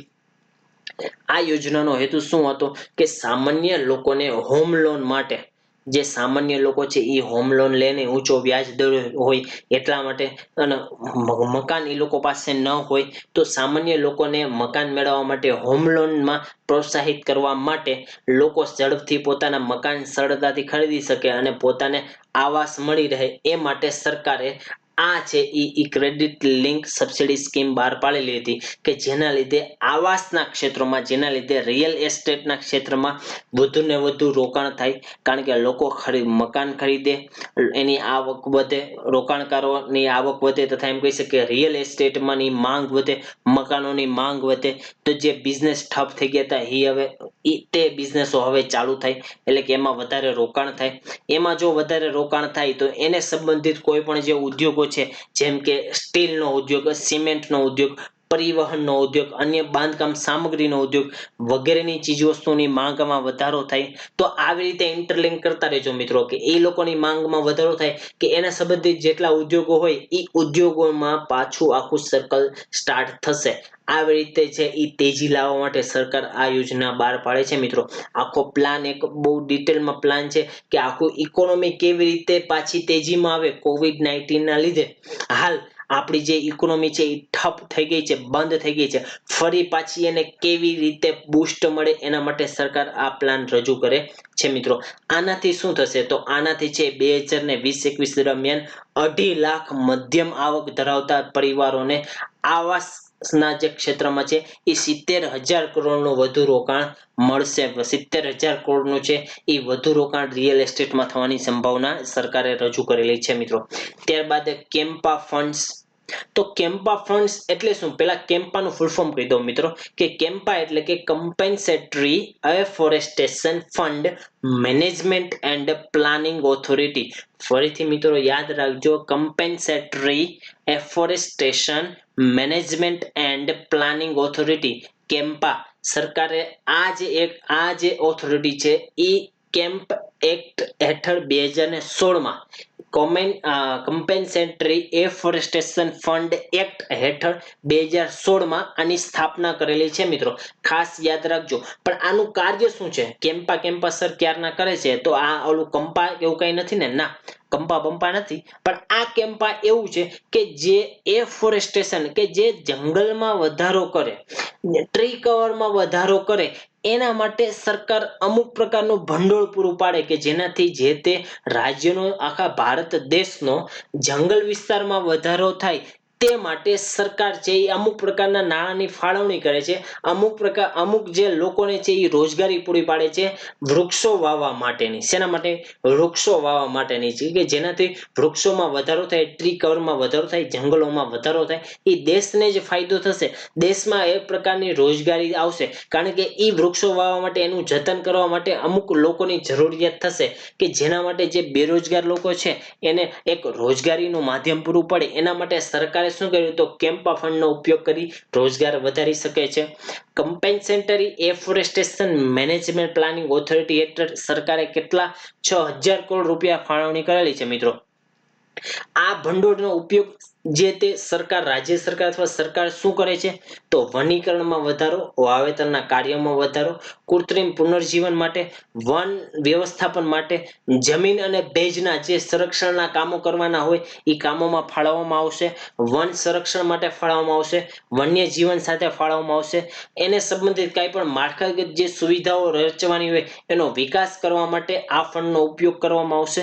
વન્ય પ્રાણી અને એનું સંરક્ષણ કરવું હોય તો એનું વ્યવસ્થાપન કરવું હોય એના માટે આ કેમ્પા ફંડનો ઉપયોગ કરવામાં આવશે મિત્રો. ખાસ યાદ રાખજો, આ ફંડ છે એ વન અને વન સંબંધિત જેટલા પણ વન્ય પ્રાણીઓ હોય એને વન્ય પ્રાણીઓને માળખાગત સુવિધાઓ આપવાની હોય, જમીન અને એના ભેજનું એનું સંરક્ષણ કરવાનું હોય, જમીનનું સંવર્ધન કરવાનું હોય, તો આ બધા માટે છે એ કેમ્પા ફંડમાં જે 6000 કરોડ રૂપિયા આપેલા છે આ બધાનો વિકાસ કરવા માટે આ ફંડનો ઉપયોગ કરવામાં આવશે મિત્રો. તો આમાં જે જુદા જુદા કર્મચારીઓ જોડાયેલા હોય, આમાં લોકો જોડાયેલા હોય, એ લોકોનો પણ વિકાસ થશે, લોકોને રોજગારી મળશે. નાના પાયાના કહેવાય કે આદિવાસીઓ માટે નવી એક જોબની ઓપોર્ચ્યુનિટીનો એક ભાગરૂપ બનશે. જુદા જુદા લોકોને પણ આમાં જે કાર્ય કરવું હોય એને કાર્ય કરવા માટે એક નવું એક માળખું ઊભું થશે. આ ફંડના આધારે કેમ્પા ફંડનો ઉપયોગ છે એ કરી શકાશે. ત્યારબાદ સરકાર આ યોજનાઓને તાત્કાલિક મંજૂરી આપી છે કે જેનાથી શહેરી, અર્ધ શહેરી અને ગ્રામીણ વિસ્તારોમાં જે લોકો રહે છે એ લોકોમાં આદિવાસીઓનો સૌથી વધારે વિકાસ થાય, એને રોજગારી પૂરી પાડી શકાય. એના માટે આ જે ફંડ છે એ રચવામાં આવેલું છે. ત્યારબાદ નાબાર્ડ દ્વારા વધારાની ઇમરજન્સી વર્કિંગ કેપિટલ. ખાસ મિત્રો યાદ રાખજો કે નાબાર્ડને છે એ વધારાની વર્કિંગ એક ઇમરજન્સી કેપિટલ આપવામાં આવેલી છે કે જે કૃષિ ક્ષેત્રે કાંઈ પણ કૃષિ ક્ષેત્રે કે નાના પાયાના ઉદ્યોગો ક્ષેત્રે કાંઈ પણ ઇમરજન્સી આવે, કાંઈ પણ એમાં મુશ્કેલીઓ સર્જાણી હોય, એ મુશ્કેલીઓને, નાણાંની મુશ્કેલીને સોલ્યુશન લાવવા માટે નાબાર્ડને છે એ લોન આપવામાં આવેલી છે. નાબાર્ડને છે આ નાણાં ફાળવવામાં આવેલા છે મિત્રો. તો તમે નાબાર્ડનું ફૂલ ફોર્મ લખશો મિત્રો, આપણે આગળ પણ કીધું હતું, જે વિદ્યાર્થી મિત્રોએ ન લખેલું હોય તો એક વખત ટ્રાય કરી નાબાર્ડનું ફૂલ ફોર્મ લખે મિત્રો. તો ગ્રામીણ સહકારી બેંકો અને પ્રાદેશિક ગ્રામીણ બેંકોને પાકની લોનની આવશ્યકતા હોય છે. કારણ કે આ બેંકો છે એ ડાયરેક્ટ ખેડૂતો સાથે સંકળાયેલી હોય છે, ખેડૂતોને ધિરાણ કરતી હોય છે. એટલા માટે સરકારે શું કરેલું છે? તો સરકારે છે એ 30,000 કરોડ છે એ બેંકોને, નાબાર્ડને ફાળવેલા છે. નાબાર્ડ છે જુદી જુદી બેંકોને ફાળવશે.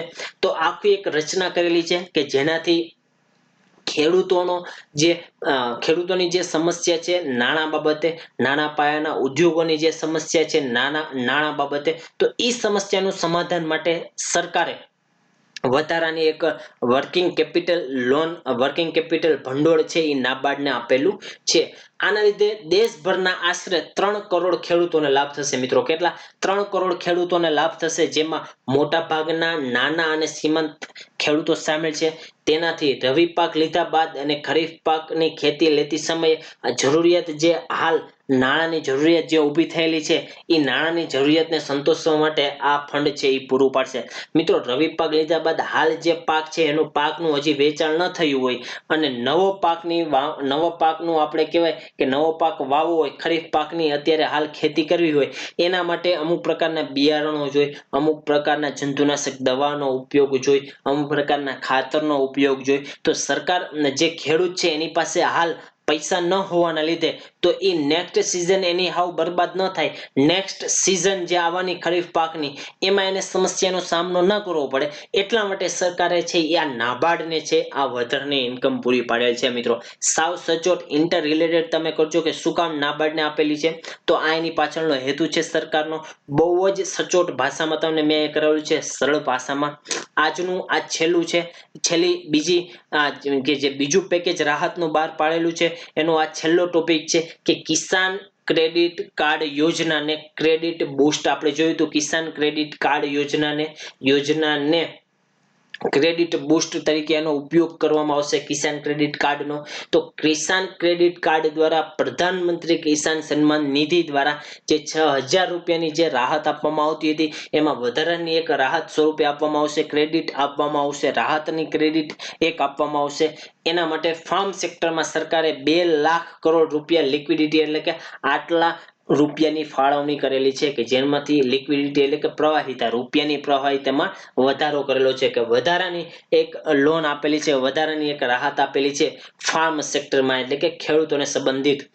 આનો લાભ છે 2.5 કરોડ ખેડૂતોને, માછીમારોને અને પશુપાલકોને મળશે મિત્રો. ખાસ યાદ રાખજો કે 2 લાખ ખેડૂતો 2 લાખ કરોડ રૂપિયાની ફાળવણી, 2.5 લાખ 2.5 કરોડ ખેડૂતોને આનાથી ફાયદો થશે. આ આખું આપણે જોયું એ ફેઝ 2 હતો શેનો, રાહત દરનો. સરકારે જે રાહત પેકેજ બહાર પાડેલી છે એનો બીજો ફેઝ આપણે જોયો. બહુ જ સચોટ ભાષામાં સરળ રીતે મિત્રો જોયો છે આપણે આખું આ ફેઝ જોયેલો. એનું ફરી પાછું રિવિઝન સ્વરૂપે તમને અહીંયા મેં રજૂ કરેલું છે કે ચિત્ર કે free food for migrant worker. આપણે ફરીથી આખું ઝડપથી પેકેજ 2 ને રિવિઝન કરી લે, ફરીથી નવી એનર્જી સાથે તમે પણ એનર્જાઇઝ થઈ જાઓ એકદમ. આમ આપણે આખું રિવિઝન કરવું છે અને સચોટ અત્યારે આ લેક્ચર પૂરો થાય ને એ પહેલા આપણે આ પાકું કરવું છે મિત્રો. આ લેક્ચર છે પૂરો થાય એટલે આપણે ડાયરેક્ટ એક્ઝામ દેવા બેઠા હોય એવી જ રીતે આપણે અત્યારે પાકું કરી અને પછી જ ઊભું થવું છે. આપણી નોટ્સ પણ એવી જ હોવી જોઈએ કે આપણે નોટ્સ એવી બનાવી કે એક્ઝામમાં આપણે તરત બેઠા હોય ને એ પહેલા આપણે યાદ કરીએ તો એ રિવિઝન તરત ને તરત એક જ ટોપિકનું સરળ રીતે થઈ જવું જોઈએ. આપણે સરળ રીતે સમજવા આ ટોપિકને રિવિઝન સ્વરૂપે ફરીથી તમારી સમક્ષ રજૂ કરેલો છે. આપણે કીધું હતું કે માઇગ્રન્ટ એટલે કે જે સ્થળાંતર કરતા મજૂરો છે એને 2 મહિના માટે 5 કિલોનું ઘઉં અથવા ચોખાનું વિતરણ, 1 કિલો ચણાનું વિતરણ કેટલા 2 મહિના માટે ફ્રીમાં કરવામાં આવશે. એના માટે સરકારે એક નેશનલ વાઇઝ એટલે કે પોર્ટેબિલિટી રાશન કાર્ડની મંજૂરી આપેલી હતી. પણ સરકારે એવું પણ કીધેલું હતું 2021 સુધીમાં આખા ભારતમાં છે આ પોર્ટેબિલિટી વાળું રેશન કાર્ડ આવી જશે, રાષ્ટ્રીય રેશન કાર્ડ જેને કહેવામાં આવે છે. એમાં સરકારે કેટલા 3500 કરોડની ફાળવણી કરેલી હતી. બીજો આપણે ટોપિક રિવિઝન કરી દઈએ કે cheap rental housing for migrant worker urban poor, કે જે શહેરી ગરીબો છે ઉપરાંત જે સ્થળાંતર કરતા મજૂરો છે એના માટે સસ્તા દરે ઘરની સુવિધા સરકાર આપશે. આ આપણે બીજો ટોપિક જોયો હતો. ત્યારબાદ ત્રીજો topic cheap loan for small business, સસ્તા દરે લોનમાં વ્યાજ માફીની વાત કરેલી હતી. મુદ્રા શિશુ લોન વિશે આપણે વાત કરેલી હતી મિત્રો. એમાં એવું કીધું હતું કે જે લોકોએ 50,000 સુધીની લોન લેવાની હોય, લોન લીધી હોય એ લોકોને 2% વ્યાજ દરમાં રાહત ભાવ મળશે.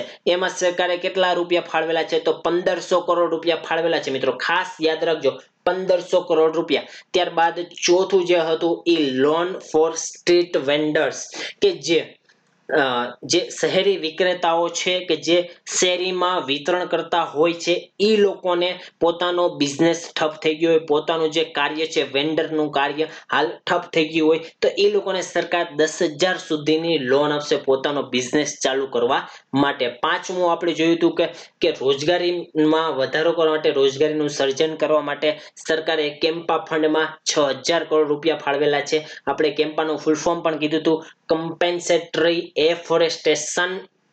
ખાસ યાદ રાખજો compensatory afforestation management and planning authority, compensatory afforestation management and planning authority.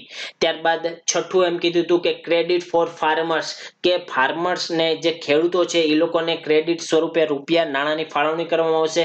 જે ફાળવણી હાલ છે એ નાબાર્ડને 30,000 કરોડ રૂપિયાની ફાળવણી કરેલી છે કે સરળતાથી છે એ ખેડૂતો નાના પાયાના નાના અને સીમાંત ખેડૂતોને સરળતાથી લોન મળી રહે એના માટે સરકારે છે એ 30,000 કરોડની આપણને આ નાબાર્ડને છે એ કેપિટલ આપેલી છે. ત્યારબાદ 2 લાખ કરોડ છે એ કન્સેશન ક્રેડિટ કાર્ડ કિસાન ક્રેડિટ કાર્ડ થ્રુ આપવામાં આવશે. ત્યારબાદ આપણે 7મો ટોપિક જોયો હતો કે અફોર્ડેબલ હાઉસિંગ સ્કીમ એક્સટેન્ડેડ કરવામાં આવેલી છે. 7મો ટોપિક અફોર્ડેબલ હાઉસિંગ સ્કીમ છે એ વધારે એની ડેટ છે એ વધારવામાં આવેલી છે. માર્ચ 2021 સુધીની ડેટ કરવામાં આવી છે. ખાસ યાદ રાખજો, માર્ચ 2021 સુધીની છે એ વધારવામાં આવેલી છે. આ આખું આપણે જોયું હતું એ આપણે આખા આ ટોપિક ફેઝ 2 સેકન્ડ જેને ફેઝ રાહતનો કહેવામાં છે ઇકોનોમિક સ્ટિમ્યુલસ એટલે કે ઇકોનોમીને બૂસ્ટ કરવા માટે ઇકોનોમીમાં તેજી લાવવા માટે એક સ્ટિમ્યુલસ પેકેજ છે આ બીજું પેકેજ છે. એમાં પર્ટિક્યુલરલી એક વર્ગને સંબંધિત આ પેકેજ 2 બહાર પાડેલું હતું. એમાં માઇગ્રન્ટ વર્કર છે, ખેડૂતો છે અને સ્ટ્રીટ વેન્ડર્સને ધ્યાનમાં રાખી આ જે છે એ પેકેજ 2 રાહત પેકેજ 2 બહાર પાડેલું હતું. આનો મતલબ શું છે કે જે ફાર્મરોનો છે વધારે અને સરળ જે છે એ ક્રેડિટ મળે, કન્સ્ટ્રક્શન છે એ બૂસ્ટ થશે. કેવી રીતે થશે એ પણ મેં તમને સમજાવેલું હતું. ત્યારબાદ સ્ટ્રીટ વેન્ડરને ફંડ મળવાથી પોતાનો બિઝનેસ છે એ ચાલુ કરી શકશે. અને માઇગ્રન્ટ જે વર્કર છે એ માઇગ્રન્ટ વર્કરો છે એ ભૂખમરાનો સામનો ન કરે એટલા માટે સરકારે 2 મહિનાની રાહત આપેલી છે એ લોકોને. આ છે એ બધું ઇકોનોમિક સ્ટિમ્યુલસ હતું. આપણે જોયું એ આખું આ શું હતું તો પેકેજ 2 હતું. સરકારે જે રાહત દરનું જે પેકેજ બહાર પાડ્યું છે એ પેકેજ 2 હતું મિત્રો. હવે જે આપણે વાત કરશું એ અગાઉની પરીક્ષામાં પૂછાયેલા પ્રશ્નો વિશે વાત કરશું મિત્રો. તો અગાઉની પરીક્ષામાં પૂછાયેલા પહેલો જ પ્રશ્ન આપણે જે જોયો હતો હમણાં જ આપણે કમ્પ્લીટ કર્યું મુદ્રા યોજના વિશે. તો પહેલો જ પ્રશ્ન મુદ્રા યોજના વિશે હતો મિત્રો. ખાસ ધ્યાન રાખજો, મેં તમને કીધું હતું કે મુદ્રા યોજના મોસ્ટ આઈએમપી છે. મોસ્ટ આઈએમપી મુદ્રાનું ફૂલ ફોર્મ શું થાય તો micro units development and refinance agency limited. શું થાય મુદ્રા યોજનાનું full form micro units development and refinance agency limited. ત્યારબાદ બીજું જે વાક્ય કીધેલું છે કે મુદ્રા 3 પ્રકારે યોજના ધરાવે છે, શિશુ, કિશોર અને તરુણ. તો એ આપણે સાચું છે. પહેલું વાક્ય પણ સાચું છે. મુદ્રાનું ફૂલ ફોર્મ ખાસ યાદ રાખજો મિત્રો, micro units development and refinance agency limited. મુદ્રાનું ફૂલ ફોર્મ છે. મુદ્રા છે એ 3 પ્રકારે લોન બહાર પાડે છે, શિશુ, કિશોર અને તરુણ. એ પણ આપણે જોયું. પરંતુ મુદ્રા છે એ નાના સીમાંત ખેડૂતો માટે, નાના પાયાના ઉદ્યોગો માટે નહીં કે ભારે અને મોટા પાયાના ઉદ્યોગો માટે ફંડ પૂરું પાડે છે. એટલે ત્રીજું વાક્ય અહીંયા ખોટું પડે છે મિત્રો.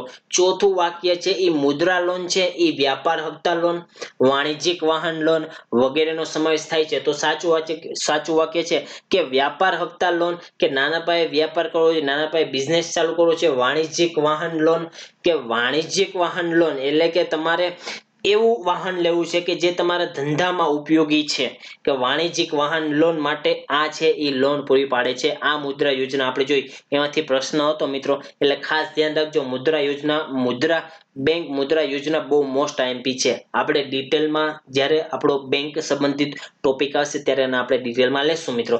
ત્યારબાદ લીડ બેંક યોજનાનું મુખ્ય કાર્ય શું છે? લીડ બેંક યોજનાનું મુખ્ય કાર્ય વ્યક્તિગત બેંકોએ ખાસ જિલ્લાને સઘન વિકાસ માટે દત્તક લેવા એ લીડ બેંક યોજનાનું મુખ્ય કાર્ય છે મિત્રો.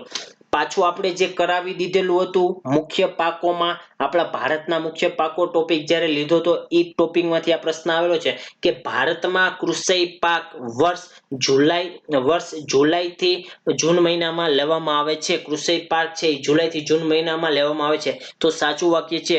બીજું વાક્ય ખરીફ પાકની ઋતુ જુલાઈ થી ઓક્ટોબર મહિનામાં લેવામાં આવે છે. તો એ સાચું વાક્ય છે. રવિ પાક છે એ ઓક્ટોબર થી લઈ અને માર્ચ મહિના સુધીમાં લેવામાં આવે છે. ત્યારબાદ જુવાર, બાજરી અને મકાઈ આ જે ત્રણેય પાકો છે એ રવિ પાકો છે. આ તો 4 વાક્ય સાચા છે મિત્રો. આપણે જે કરાયું હતું એમાંથી આ ટોપિક આવેલો છે મિત્રો.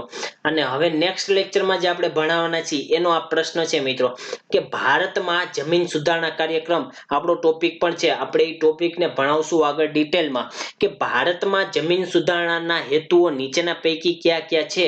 તો ભારતમાં જમીન સુધારણા જે હેતુઓ છે, પહેલો હેતુ છે કે મધ્યસ્થીઓની નાબૂદી કરવી, બીજો હેતુ ગણોત ધારામાં સુધારો કરવો, ત્રીજો હેતુ છે કૃષિનું પુનર્ગઠન કરવું. આ 3 છે એ મુખ્ય હેતુઓ છે જમીન સુધારણાના મિત્રો. ખાસ યાદ રાખજો, મધ્યસ્થીઓની નાબૂદી, ગણોત ધારો સુધારો અને કૃષિનું પુનર્ગઠન મિત્રો. તો મિત્રો આભાર, તમે આટલા લાંબા સમય સુધી મારી સાથે જોડાઈ રહ્યા. મિત્રો આપણે છે ઈ આખો કોર્સ લોન્ચ કરવો છે, આખો કોર્સ કમ્પ્લીટ કરવો છે, એટલા માટે આપણે છે ઈ થોડોક લાંબો લેક્ચર અહીંયા રજૂ થઈ ગયો હશે. તો આપણી ચેનલને સબસ્ક્રાઇબ કરવાનું ભૂલતા નહીં અને મારી સાથે જોડાઈ રહેજો મિત્રો. મારો એવો વિચાર છે કે હજી એક નવા લેક્ચર, નવા વિષયના લેક્ચર સાથે તમારી સમક્ષ રજૂ થવું. તમે ગુજરાત એક્ઝામિન 10 માં તમને પોલિટી બંધારણના લેક્ચર વધારે સારા લાગ્યા હોય તો આપણે ઇન ડેપ્થ પોલિટી ભણવું હોય તો આપણો કોડ YTSB તમે યુઝ કરજો. YTSB કોડ યુઝ કરશો એટલે તમે પ્લસ કોર્સ છે એ પ્લસ કોર્સનું તમે છે એ સબસ્ક્રાઇબ કરી શકશો, પ્લસ કોર્સ તમે જોઈ શકશો. એના માટે તમારે YTSB કોડ યુઝ કરવો પડશે. અને આપણો લેક્ચર ખાસ મિત્રો, હજી કહું છું, આ લેક્ચર બહુ મોસ્ટ IMP છે એટલે આપણો લેક્ચર છે એ શેર કરવાનું ભૂલતા નહીં અને આપણી આ ચેનલ છે એને સબસ્ક્રાઇબ કરવાનું ભૂલતા નહીં. ફરી પાછા આપણે નેક્સ્ટ લેક્ચરમાં નવા જ ટોપિક સાથે, આટલી જ નવી એનર્જી સાથે પાછા મળશું મિત્રો. આભાર, થેન્ક યુ.